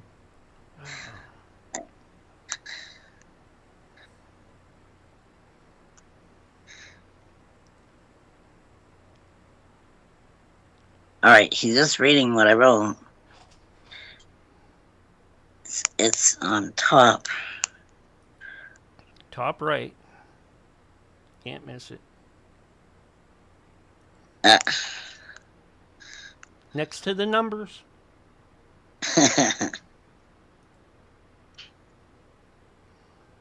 I'm just texting what you said to me. Yeah. Yeah. I want to give him a chance to get in here. Oh boy. Yeah, I don't have time for a second pre-show. All right. Like, What? you know, What is that? better All right, rock and well, roll and lock and load. You know, got to get this going. yeah. Yeah. Never. What happens when you have this craziness? I gotta fucking figure this out. Yeah. Come on. Willie. It says he showed he was in Yeah, he the typed room. in there earlier, and then I don't know if he's Yeah. still there or not. All right. Huh. Yeah. Well, Mm. said you All right, join the call. join the call, Willie. You was watching in the chat, you said, right? Yeah, if he's in the chat and he's in there, you know, he's just got to join the call. It don't automatically do that You for just saw it. Okay. you. You know. You just saw it.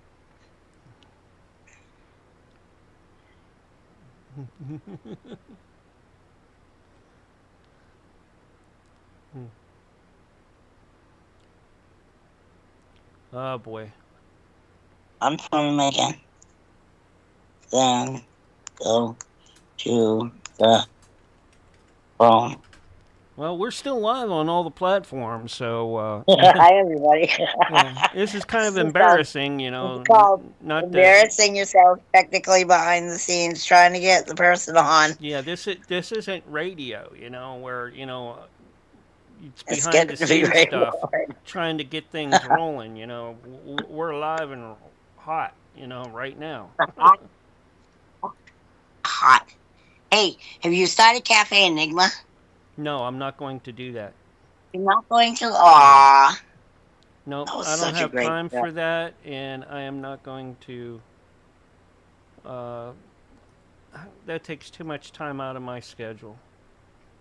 Oh. Yeah, because that means I have to do all the work plus all the work Okay. of getting everything together, then all the work of getting everybody in, and then all the work of editing and all the work of blah blah blah. I'm like, no, I don't need all the work. Oh, come on, Willie. We're 9 minutes in. I'm sorry about coughing, you guys. I've been catching like this little bit of a head. We've been having some we can really make this a wacky 1 hour weather. show, and I'll just cut this down, and we'll be done. You know. Yeah. I'm gonna see what. Let me go back to the chat, see what's going on with him. He might. I don't know what he's doing. Fighting it. It's fighting it. He got my message in Facebook, but he's not anywhere in Teams. Yeah. Oh.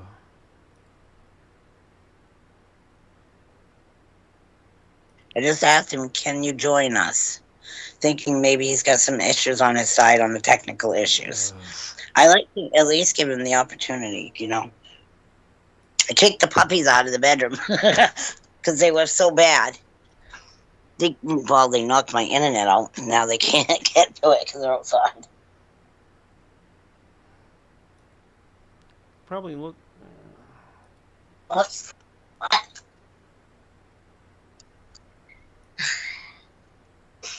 No, he's not responding. I don't know what's the situation.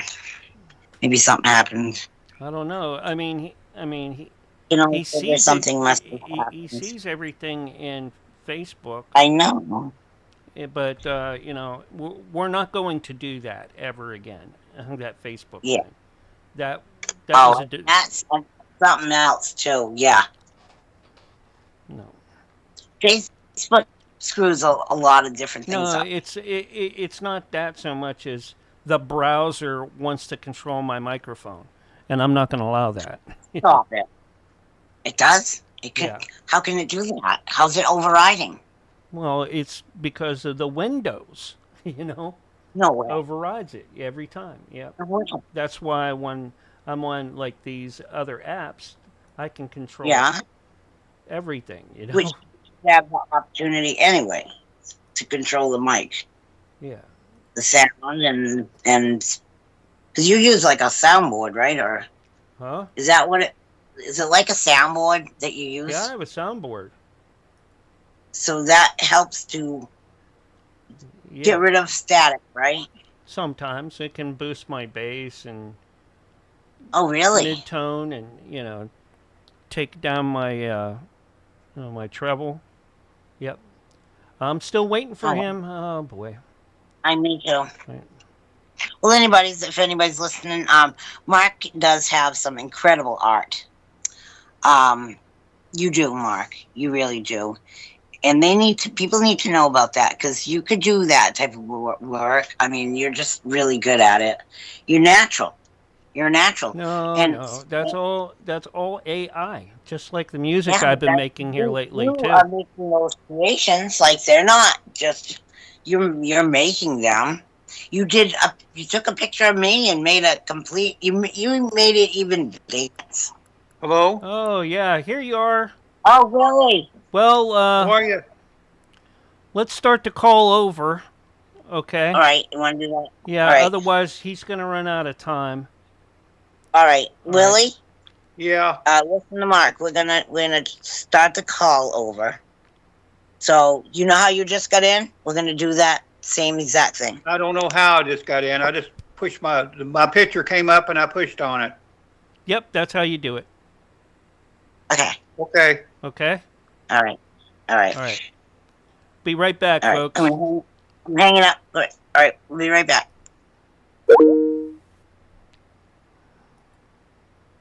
All right, let's try this again.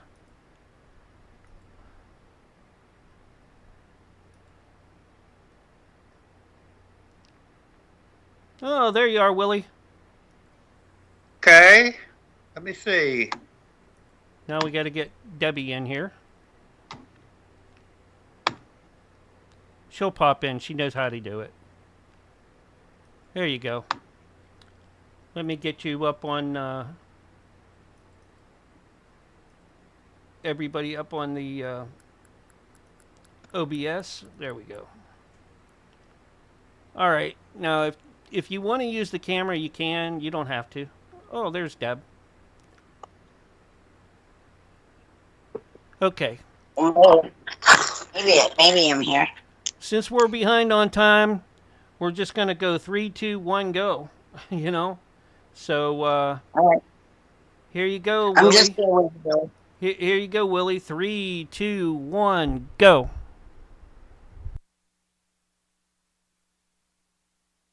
Willie, you're muted. Let's try this again. There we go. Can you hear me? Now I can hear you. 3, 2, 1, go. Good evening, ladies and gentlemen. I'm Willie Windwalker Gibson, and this is the Willie Windwalker Show. It's been a while since I've been on radio, and I know there's a whole lot of new people out there that don't know who I am, but I am a shaman and a supernatural consultant, and I'm from Louisville, Kentucky. And I have been in the paranormal world for 60 years, since I was 10 years old. And I want to thank everybody out there for joining us tonight, and the people putting me on this network. And I was on radio like 10, 12 years ago, and I was on for about a year, and then my wife got ill, and I had to get out of the business for a while. And it's been that long since I've been back. So I want to tell you a little bit about myself. Like I said, I'm a shaman. I'm from Louisville, Kentucky, and I do a whole lot of things for the paranormal world. Being a shaman, I'm called out on a lot of cases, from ETs to cryptids to Native American things. I do a lot of land work, a lot of ghost work, a lot of spirit work, and there's a lot of people out there, that I was, you know, involved with many years ago, that know who I am, but this is a new generation, and they want to listen in and see what kind of person I am. I am not a witch doctor. I'm not a Satanist, and I'm not a devil worshiper. I work closely with the Great Spirit. In fact, I work with all kinds of religious people. I've worked with Catholics. I work with Buddhists. I work with a lot of different religions. I work with Bishop James Long a lot, doing things for the Catholic Church. He has called me out on many cases involving spirits and Native American things. So what I really do is I just work with all kinds of different people and different things, and that's what I do. And I like I said, I am Willie Windwalker Gibson, and I work with things like Native American totems. I work with a lot of totem spirits, and totem spirits is with everybody. Everybody has totem spirits. Everybody has more than one. Everybody has spirit guides. I work with a lot of different spirits over on the other side. A lot of people ask me about the death experience, and I'll go into a little bit of a story about what happened to me recently, 2 months ago. My wife had been ill for a long time, and we had to call in hospice. And of course, if anybody has dealt with hospice, what that means. So she was on hospice for about a week, and one night she just started breathing heavily, and I was sitting beside her bed, and she stopped breathing. And I grabbed her and brought her up. On that last breath she let out, she crossed over to the other side. I felt her spirit go. So I knew she had crossed that veil. And a lot of people think that when that happens, the person dies, the physical body dies, but the spirit lives on, because I felt her spirit go.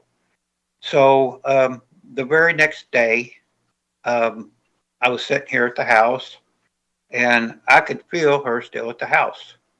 Her spirit had left her body, but it was clinging on to me.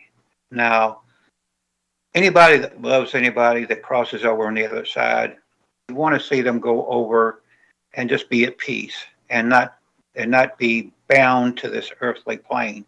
Well, she did not want to leave me. So what I did was, I just let her roam around. I felt her energy. I started what I had to do with her, doing what she wanted me to do, laying her dress out, getting her jewelry out. And she wanted to send me a message. She wanted to be buried in her wedding dress. Okay. And we decided to bury her in another dress. And I picked out the dress and everything. And she didn't like that very much. So she let me know that she didn't like it very much. So she decided to turn my car on, and the lights, and beep, beep, beep, the lights were going on and off. So I know that was her telling me, hey, I don't want this. I don't want this dress on. Well, I told her, honey, this is she wanted to be buried in her wedding dress. And I said, honey, you can't be buried in that dress. I mean, it's your wedding dress. So in my mind, I could hear her say, Willie, go get that dress. Go get the wedding dress out. Look at it. So, like I said, the car was going on and off. So I said, okay. So I went and got the wedding dress. As soon as I got the wedding dress, it was in a bag. The car stopped. So I sat down and I was looking through the wedding dress, and some pieces of paper fell out from the wedding dress. And I figured, there was, she liked to draw. So she left little doodle things to put in her casket. So I took them, grabbed them, and I thought I was going to see, I thought I was going to see drawings, but actually I saw writing on each one of the papers. And I had my name on one of the papers, and she had a name for every one of her kids and the grandkids on different sheets of paper. It wasn't about the wedding dress. It's about the messages that was in the wedding dress. She wanted to let me know she left a letter for all of her family. So I opened mine up, and it said, Dear Willie, you have been the love of my life all these years. When you read this, I will have passed. Make sure you take care of my kids, and make sure they get these messages. So I said, okay, honey, I got it. So I went on ahead and put the wedding dress back in the bag, and I took the messages and I put them, put them away. So she was around giving me messages a couple of days after she had crossed over. But she was here enough to let me know, and she was guiding me to what to do. Oh, ladies and gentlemen, this is just the beginning of the story. Okay?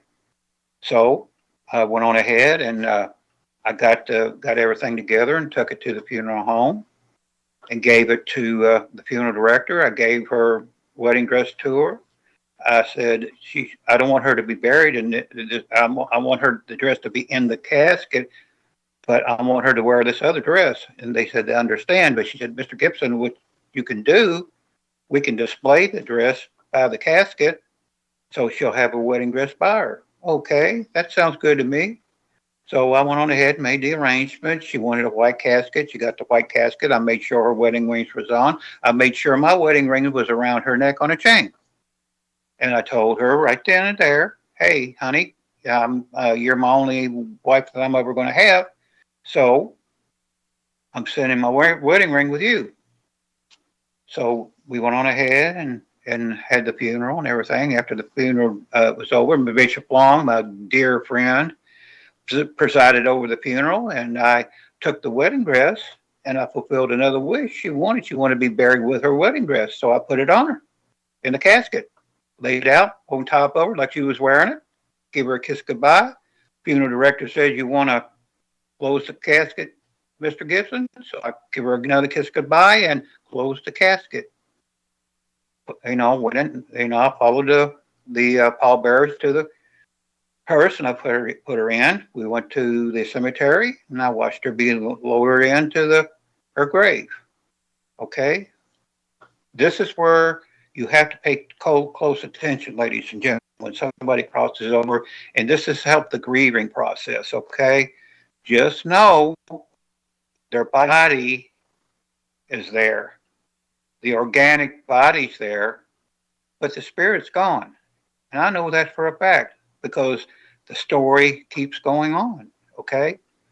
So we come back from the funeral home, that day. A few days went by. My sister comes over to visit me and make sure I'm okay. And she said, Willie, she said, guess what? I said, what? She said, Shaman came to me last night. She wanted to show me that she had her wedding dress on. And she was dancing around and she was smiling. I said, oh, really? Now, my wife was 81 years old when she died.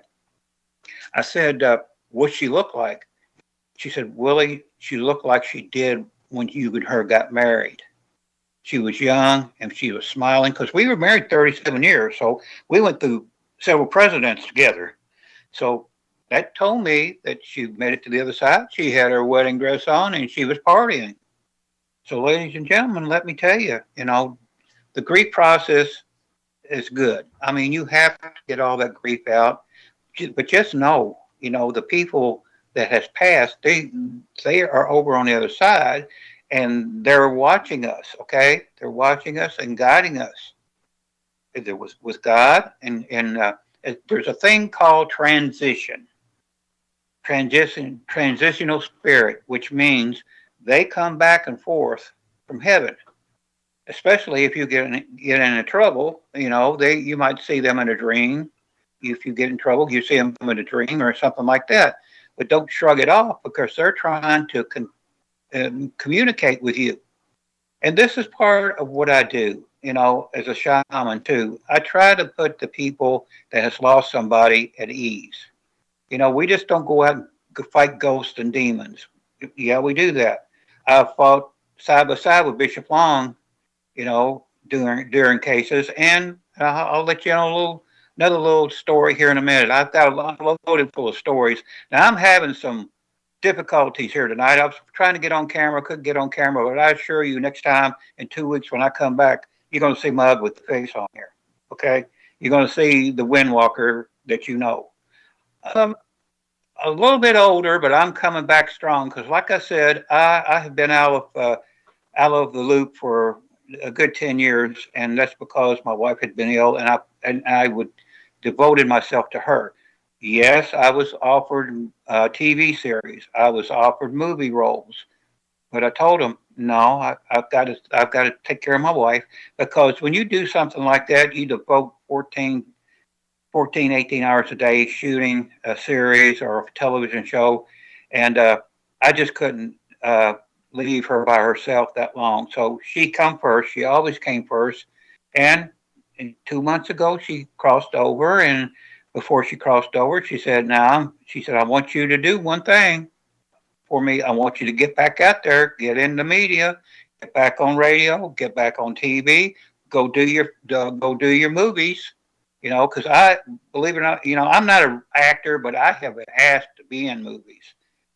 I don't know why. I guess because I'm a Native American, but I'm not only Native American, I'm also Irish, so I've got a Celtic side too, and I've got a lot of stories about the Murphy side of the family. Gibson side is Native American, Murphy side is Celtic, and I'm Irish. So I battle each side because I've been out on cases that involved the Irish people and all kinds of things. That was in the supernatural world, that the Celtic part of it.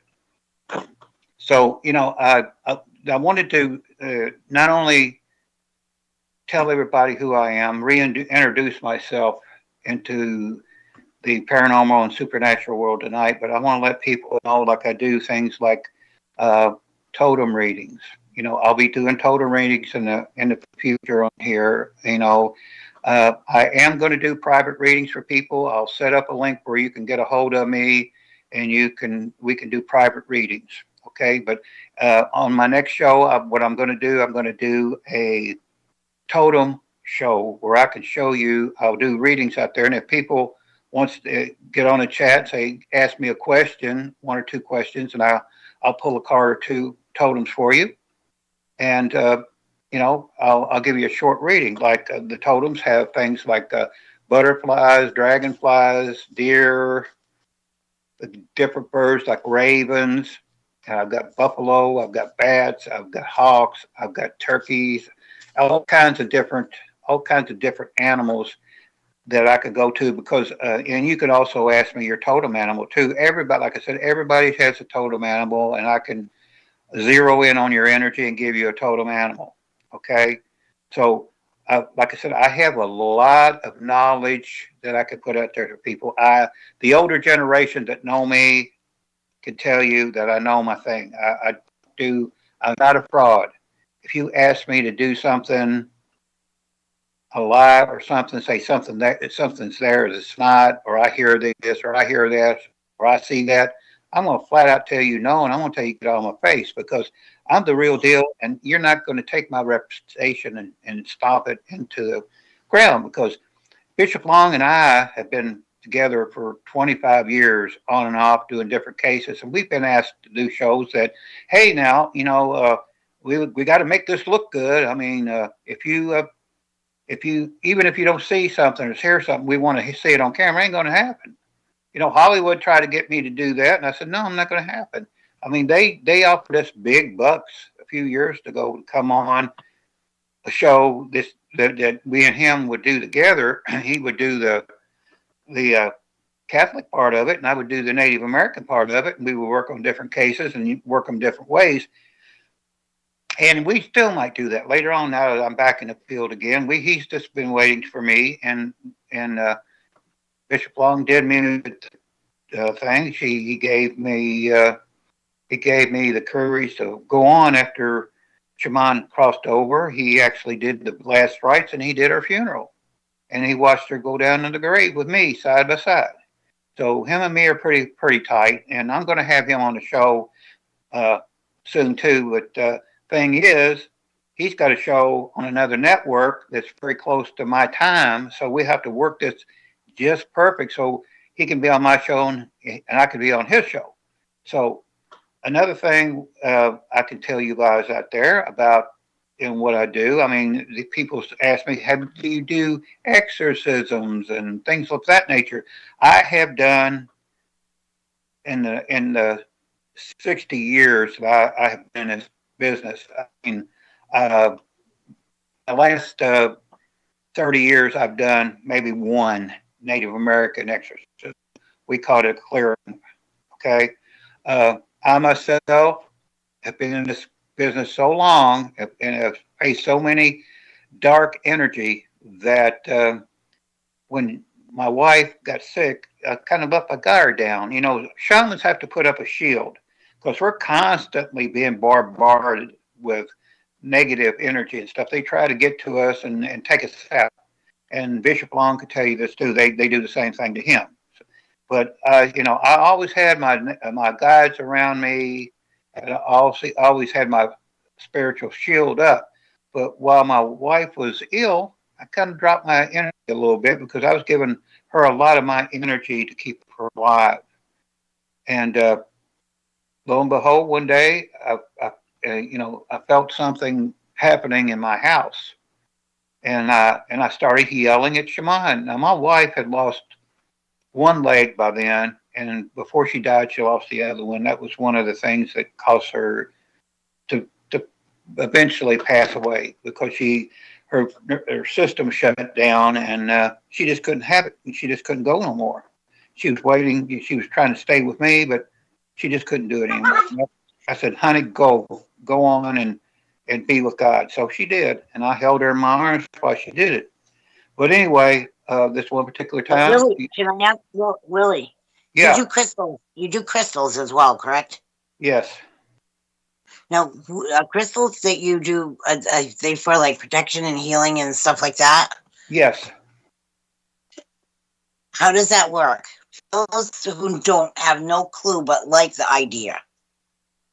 Okay. Well, crystals hold a lot of energy. They're like a battery. You could hold energy in them. You can charge them up. You can put forth a intent. You got to realize with an energy, you have intent on energy. So you just program the crystal what you want, like for healing. You can program a crystal for protection. You can program a crystal to draw out negativity from the body and put positive energy in.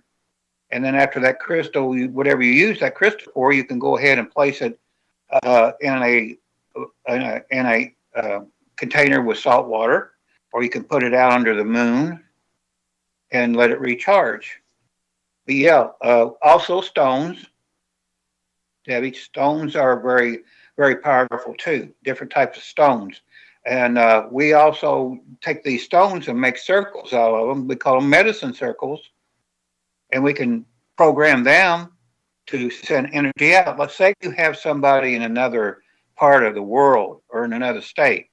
You could program those stones and put that and put that a picture of that person inside that circle, and you can send that energy to that person, like a telegraph. And I've done it many times.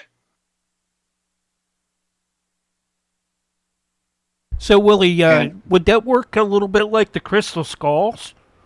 How the crystal skulls work? Exactly. And you know, Mark, there's a lot of crystal skulls out there that are there. I think there are 4 or 7 original crystal skulls out there that are very powerful, and you've got a lot of counterfeit crystal skulls out there too, and that can backfire on somebody. You know, and they say if you put these the original crystal skulls together, you know, they make one great big energy pattern, and you know, it could go either way. It could go positive or negative. You know, those crystal skulls, you have to be very careful. I think they're scattered all over. Different people have the originals, but there are a lot of crystal skulls out there that are fake. Yeah, I know one that has Rosalina. Yeah. And I'll get you in touch with him for a future show. He's a great interview. He's been on a lot of my shows in the past. Yeah, we could do that. Yep. We could do that. I'll be interested. I had a lady on once that she had Max. That crystal skull called Max. They treat it like a prince. They it has its own bedroom. They treat it like it's a human being. Oh yeah. And I thought that was really weird, but she was eccentric, so I thought maybe it was just something, but apparently it is something. In my travels, Debbie, I've met people like that you would not believe. You know, they I have met people like that, and especially people with dolls. You know, and we got to be careful with dolls too, because we can invite things into dolls too. And I've met a few. I've worked a case one time, Debbie, that this person had over 100 dolls that were haunted, and they had them in a circle in every room. See, I thought you said dogs, but you said dolls. Okay, I misheard that. Sorry, Willie. And you're talking about a case. I mean, with all these haunted dolls in there, and I walked in there. Oh my God, it was something out of Amityville Horror, and you know, I had that was one of my roughest cases right there, because I was dealing with vampirism, demons, and everything, and Satanists and everything in this one case. So you know, I've been through it all. Yeah, the person I was talking about was Joshua Shapiro. I don't know if you know him or not. No. I'll get you in touch with him. He's on Facebook and in our group there. So yeah. Yeah, I know Josh. Yeah, Joshua. He's been on a lot of shows that I've put out, and some of the ones that I've done. Yeah. Yeah. He calls all the ones in his group the Crystal Skull Kids, and they're a family. Yeah, just like the guy that you had on before me, Chris Maggard. I would love to team up with him sometime and have a show. Being as he's in the movie industry now, you know, I would like to talk to him about a movie. Now, you guys know each other pretty well, because you all were like celebrities at the Mid-South convention that Keith aged. Him and Keith, and I've ran into Chris. You know, it's been a while since I talked to him, but yeah, Chris and Keith Age, yeah, we've worked together before in different events. You know, a lot of people ask me about, you know, being a shaman and all that, and you know, how does one become a shaman? And they don't really know that shamans are chosen. We just don't read a book. We don't go to shaman school, read a book, and get a degree. We have to have master shamans teach us. And I have had a lot of them over the years that taught me different things. a lot of women shamans too. You wouldn't believe, Debbie, how many women shamans are out there, and they're good and they're powerful. And I've learned from the best of them. I remember I took a shaman to see one of my teachers. Her name was Rose, and I pecked on the door, and Rose opened the door, and she had a long gray hair, deep blue eyes, and she looked at me and shaman said, "Good choice." And they become friends. So shamans are. I was a cop originally, as you know, and the spirits got after me and got after me until I decided I had to turn my badge in and be a full time shaman, because they would never let me be what I wanted to be. They wanted to, you're chosen and this is what you're going to do. Of course, you know that, Debbie, from years ago when you first interviewed me on your show. I told you, that I started out as a cop. And oh yeah, years ago, and you had that experience. Was you in Louisville at that time? I've always been in Louisville. I don't travel much. I've been out west a few times. And mainly in Tennessee area with the Bell Witch. I had a couple of things. I remember that. I went to Bell Witch a couple of times and did a couple of series there. And I remember that. Yeah, I've done a lot. I've done quite a bit of TV. And Bishop Long and I even shot a pilot here in Louisville, and hopefully we might redo it since we've gotten older and try it again. Well, but then you get more knowledge on what was going on at the time, and on top of more knowledge now, you learn more. So you have more. Tons. But don't forget about the Soul Warriors.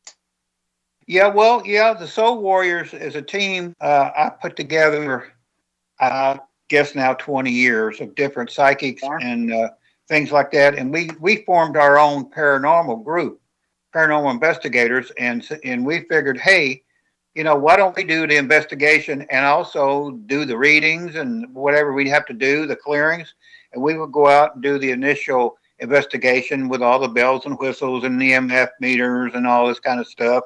And after we get the evidence, we sat down and said, hey, now how are we going to, tackle this?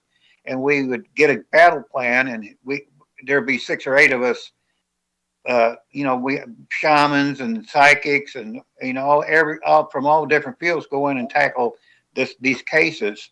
So we didn't need anybody else. We were it, and then we were very good at it, but now we've kind of disbanded a little bit because I hadn't been out in the field so long that, some have gone other places and a few people have passed away, and they've gone and formed their own teams. I might form the new Soul Warriors soon, but like I said, Debbie, I'm just now getting back in the swing of things, and I had to give myself a couple of months to get myself together. But now I'm out. A couple of books, though, Willie, for people that they can learn more about you. The books that you've written. They can learn more about you, and they can learn more about your shamanism. Yeah, well, I've got 2 books out on Amazon. One's The Shaman Windwalker, and the other one's The Soul Warriors. And it's a good read. I wrote them like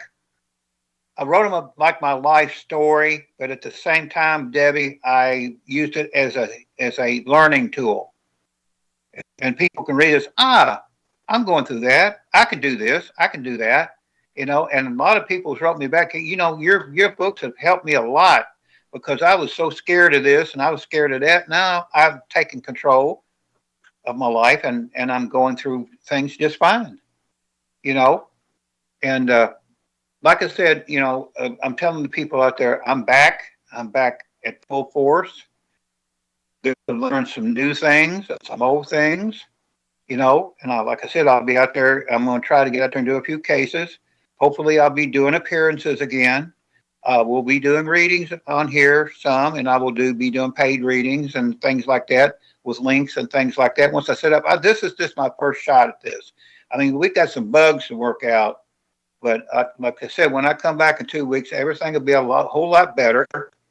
And they can see me. I've been pushing that camera button ever since we got on. I still can't get the camera going. So believe me, huh? I see you. You do? I do. Okay. I see Good. you. You look good. You got a nice blue striped shirt on. You got your hat on. That hat goes with you everywhere. That or hat do you buy is new ones that look like that hat? Because you look, have. I've got a surprise for you, That hat. Chad. I've got a surprise for you. Look what else! Look at this. Look at Yeah. this. What is it? Look at this. Aha! What is that? The famous Windwalker staff. Oh, See no it? kidding. It almost looks like a rain stick. Well, these are crystals. Okay. Wow. Those are beautiful. Yeah, I use this in all kinds of powerful things. What do you do with something like that? Well, I have cleared property. I have closed portals. And guess what, Debbie? I can walk with it too.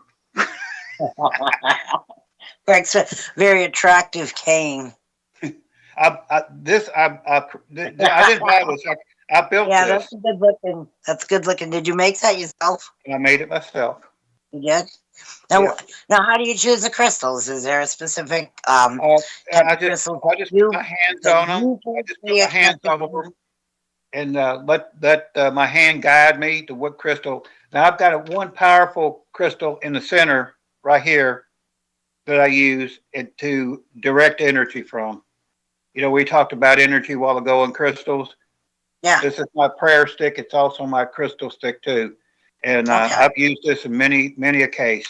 This thing has been all over the United States with me with this hat too. I know that hat. I bought this hat 30 years ago for $20. It's worth $150 now. And you're still rocking it. Yeah, I am. You got a lot of people that you worked with in the Native American, and you'll probably have some of those people on. I mean, you worked closely with Lee Triana Brown and trying to think of other people. Dawn Short. Yes, ma'am. You did an article for Dawn Short, didn't you? Uh-huh. And Lee Triana Brown really helped me out when Shaman passed, and she was very, very helpful there, and I love her to death. You know, she might be watching now. I don't listening now. I don't know, but thank you everybody that was out there and helped me for the last couple of months. Yeah. Yeah, and Debbie, when I started out, I was 50 pounds heavier too. You said that you lost a lot of weight. I lost 126 pounds altogether. Yeah, you're getting better. You're healing. I lost one whole person. But you look good, Willie. Yeah, I'm trying to be back. I was in bad shape for a couple of months, but I'm doing okay now. But I want to tell everybody out there now. Just remember, people. Now the shows are on every 2 weeks, so you'll see me in 2 weeks. Hopefully, you'll get to see me.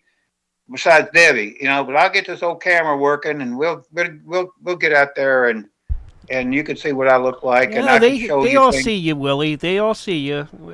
If Do they? if Debbie and I can see you, everybody else can too, because I see the stream and it's showing you on the stream, so you're good. Okay. Did you get to see my stick, Mark? Did you see my stick? Oh yeah, it came out real. You know, I don't show my stick to everybody. Yeah, but don't you shake your stick at me. I might get upset. All right. I promise. I promise. This is a family show. I understand. Willie. That's No, one. you know what you number do one. with Debbie and anybody else, you know, off the air. You know. One number one thing you learn in this business. That's one thing you learn in this business, Mark. Don't shake your stick at the producer. Or your Willie. Don't shake your Willie either. Debbie. All right, this is a family show. I'm just. But really, I've taken this staff everywhere in the world, you know, and it's helped me. You know, I've been in and out of caves with this thing and everything, and it helps me get around. It protects me. Yeah, that's awesome. And that's something you could work with people on learning about. Yeah, I plan on teaching things too. If people want to learn how to make something like this, I'll teach them how to do it on here. This is a learning show, and also you'll be learning a lot of good stories. You'll be hearing a lot of different ghost stories and all kinds of things. I would be most interested in the Native American totem cards and the explanation of them in relation to the seasons of the year. Oh yeah, oh yeah. I'm gonna Because show you one. if you don't put the seasons of the year in there, it kind of distorts some of the meanings. All right. Yeah, Because not only that, Mark, you'll have the direct 4 directions with the totems too, that's right. and you have the earth, wind, fire, and water with the totems too. Every show you should do like one card and do I an will. explanation of it in relation to where we're at in the year, which would be That's really a good cool. one. Yeah, like I will. one especially for monthly. Yeah, No, that's pretty cool. yeah, I plan I on think doing that's- that. yeah. Because I think that would go over a lot easier than doing readings, because it's kind of hard to do readings with this system. Yeah, you can't real. That's why I want to put a link on here that I can do private readings. Yeah. Well, yeah. Yeah. Yeah. It's on the side so that people can go there instead. And you But can I send me that understand, link, and like, it'll you're pop. doing, like, a It'll general, pop up in streams too. Yep, that'll be good. Yeah. And just like this, Mark, this dragonfly is transition, and I pulled one for tonight, and it's and lo and behold, it's transition, and that's mainly for me that I'm transitioning back into the work. Do you have the card? It was Do you have the card Huh? there with you? If Yeah. you do, Yeah, you can bring look it at up. it. I'm Bring just it up looking so we at can it. see it in the camera. Can you see it? Can you see Yeah. it? Hold on here. Let me Yeah. let me switch, because there's a little delay. Okay. Yeah. Move it up a little higher. It says dragonfly. Yeah. Yeah. Okay. Yeah. All right. There you go. Yeah. Yep. See that? Dragonflies are my lucky thing. And when I see dragonflies, I get luck. Well, Yeah. I get luck. you were It's talking. almost like they're my lucky thing. If they land on me, you were. then I get luck. Yeah. Sorry, Deb. I was to interrupt, but anyways, you were talking earlier about totems, spirits, and that. Well, I think mine has rabies, but anyways, yeah, because I have a raccoon for for a Yeah, yeah. yeah, I have a raccoon, and that's my main one. But I like the fox better. I think, Willie, you told me years and years and years ago mine was a white-tailed deer. Yeah. Yeah. And it fits you too, because you're very outgoing, and this it follows your personality, Debbie. I'm listening. I think that's interesting. Yeah. It's pretty cool. It's wonderful. Now, do the totems go by the month? Is it like a month? Is it like certain months, or just that it goes by like the personality of a person? A personality, more or less, Debbie. It like I said, everybody's got more than one totem animal. Everybody's got more than one spirit guide. You know, like a guardian angel type of thing. Your spirit guide is put with you when you're born, and it stays with you forever. And a lot of different spirit guides come in and out, as they're needed. Say you've got a project going and you need some help with it. You say you're building something, you might have a spirit guide come in that's a carpenter that will work with you, like that. Or you're a singer, and you might have a spirit guide that was a singer will come in and work with you on some stuff, help you write songs and things like that. I've dealt with people that way too. So, Wow. a lot of things, and I know my time is running short, and if people wants to get in touch when they we got about another 10 minutes, because we Okay. restarted. All right, so Okay. you're good. Okay. Okay. Like I said, they can get in touch with me on Facebook, on here. I'm Willie Gibson on here. Like I said, my books are The Shaman Windwalker on Amazon and The Soul Warriors too. And I've just completed another book that I'm putting together of all my magazine writings. I write for Underground Paranormal Magazine, and I've talked to the publisher there, and what they're going to do is put all my stories together into a book, and people will be able to buy that soon. So, I've been working a little bit at a time, page here, page there. It took me 3 years to get it done, but I finally got it done about a month ago. I see. What else? What are we going to do on here in the future? What do you got? What do you want to talk about, Willie? Like I said, we went over we're going to do more crystal work on here. And then what I'll do, what I'd like to do is try to put some healing energy into the show and send it out to people. I know some that's awesome. mediums. We've had mediums on Mark once before. Yes. The guy from England. He did that. He did that, Willie. Sent out energy readings to like the whole world, like anybody that was paying attention. Mm-hmm. Mm-hmm. Well, And even Joshua did that too with the crystal skulls. Yeah. They that did? was great. Yeah. I remember him. Yeah. I know. I've interviewed him. I know I have. Yep. The crystal skulls. Yep. He got a whole collection of them. Yep. Like a lot of them. Yeah, like I said, I plan on doing interviews and things like that with different people and people I know, and people in show business too. I ran across that I think I might be able to get on too. I'm not sure. I'm not making a promise, but like I said, I have been out of the field for quite a few years, doing caretaker work, and I plan on, like I said, I'm back full force. I'm got my energy back and all that, and I want to tell people like I said, that knows me, and they can get the word out to the younger generation, because the younger generation don't know who I am, and I know there's a lot of younger generation out there that wants to know about shamans and different things and what they do. And, a lot of people's coming to me, well, I know I'm reading a book of shamanism and I'm going to be a shaman. No, you ain't. No, you ain't. Because you got to have a teacher, a real shaman to teach you something. You can't go to shaman school 101 and get a degree. There's no such thing. You got to have a master teacher. I had 5 of them, and like I said, most of them were women, because they're very, very powerful. They are, I'm telling you. And it's an ongoing process too, right? Yeah, you learn something new every day. Like I learn from other religions. Like I said, I work with Catholics. I've worked with Buddhists. I did a wedding one time, a Christian wedding one time, because I'm also Pentecostal. I did a wedding one time, and right alongside a Buddhist, and he did the wedding, and that in that way too. So he was bowing to me, and I was bowing to him, and I did so much bowing that day, I think I lost 3 pounds.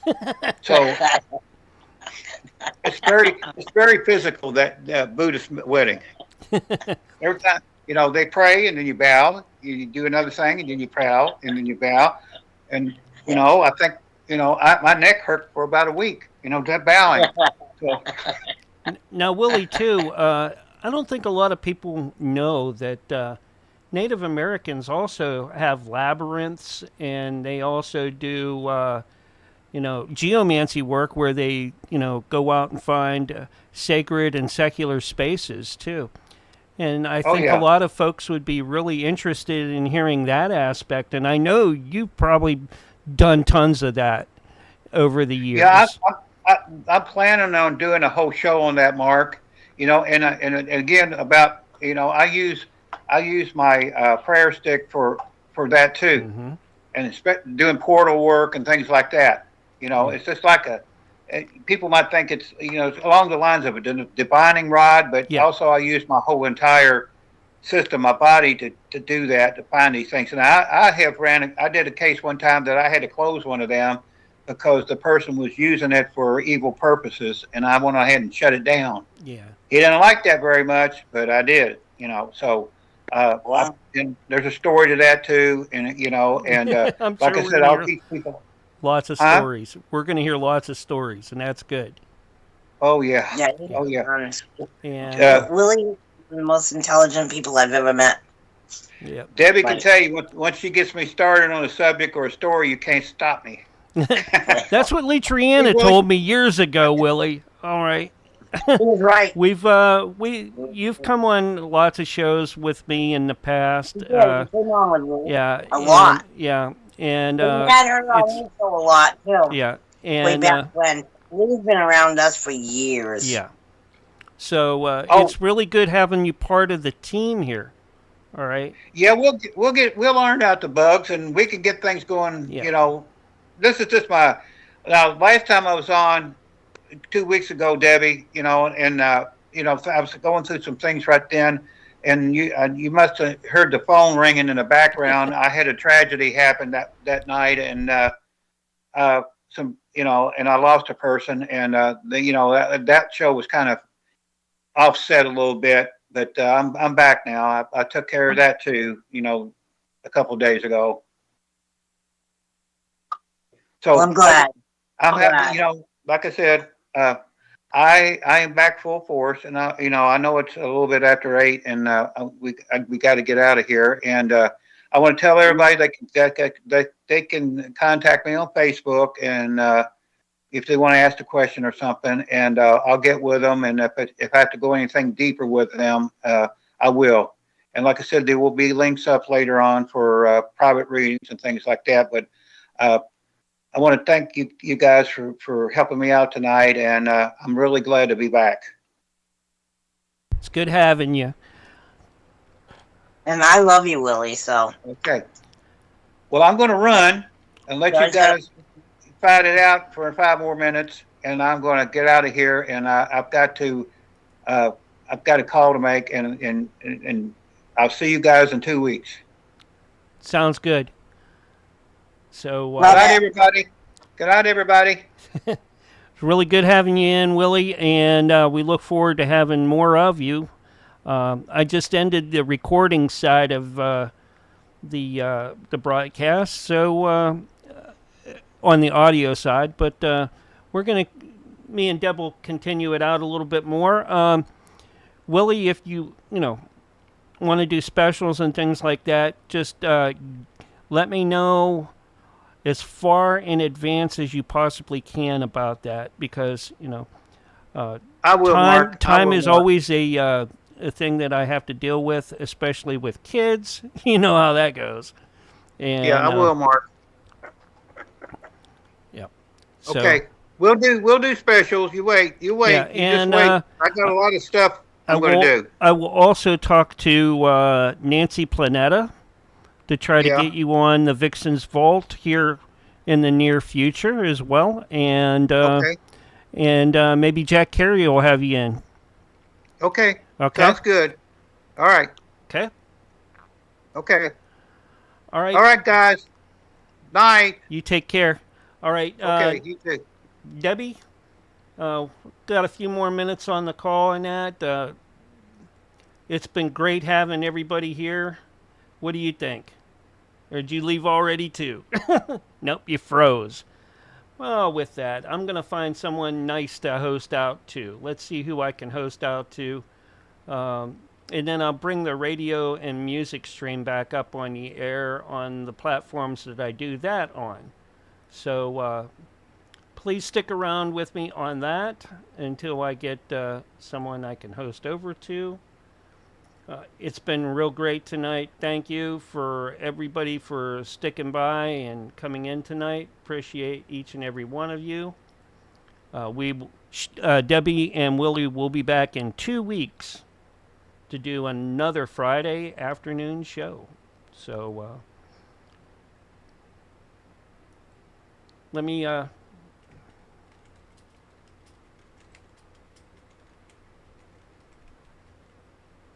send you over to The Great Conspiracy, all right?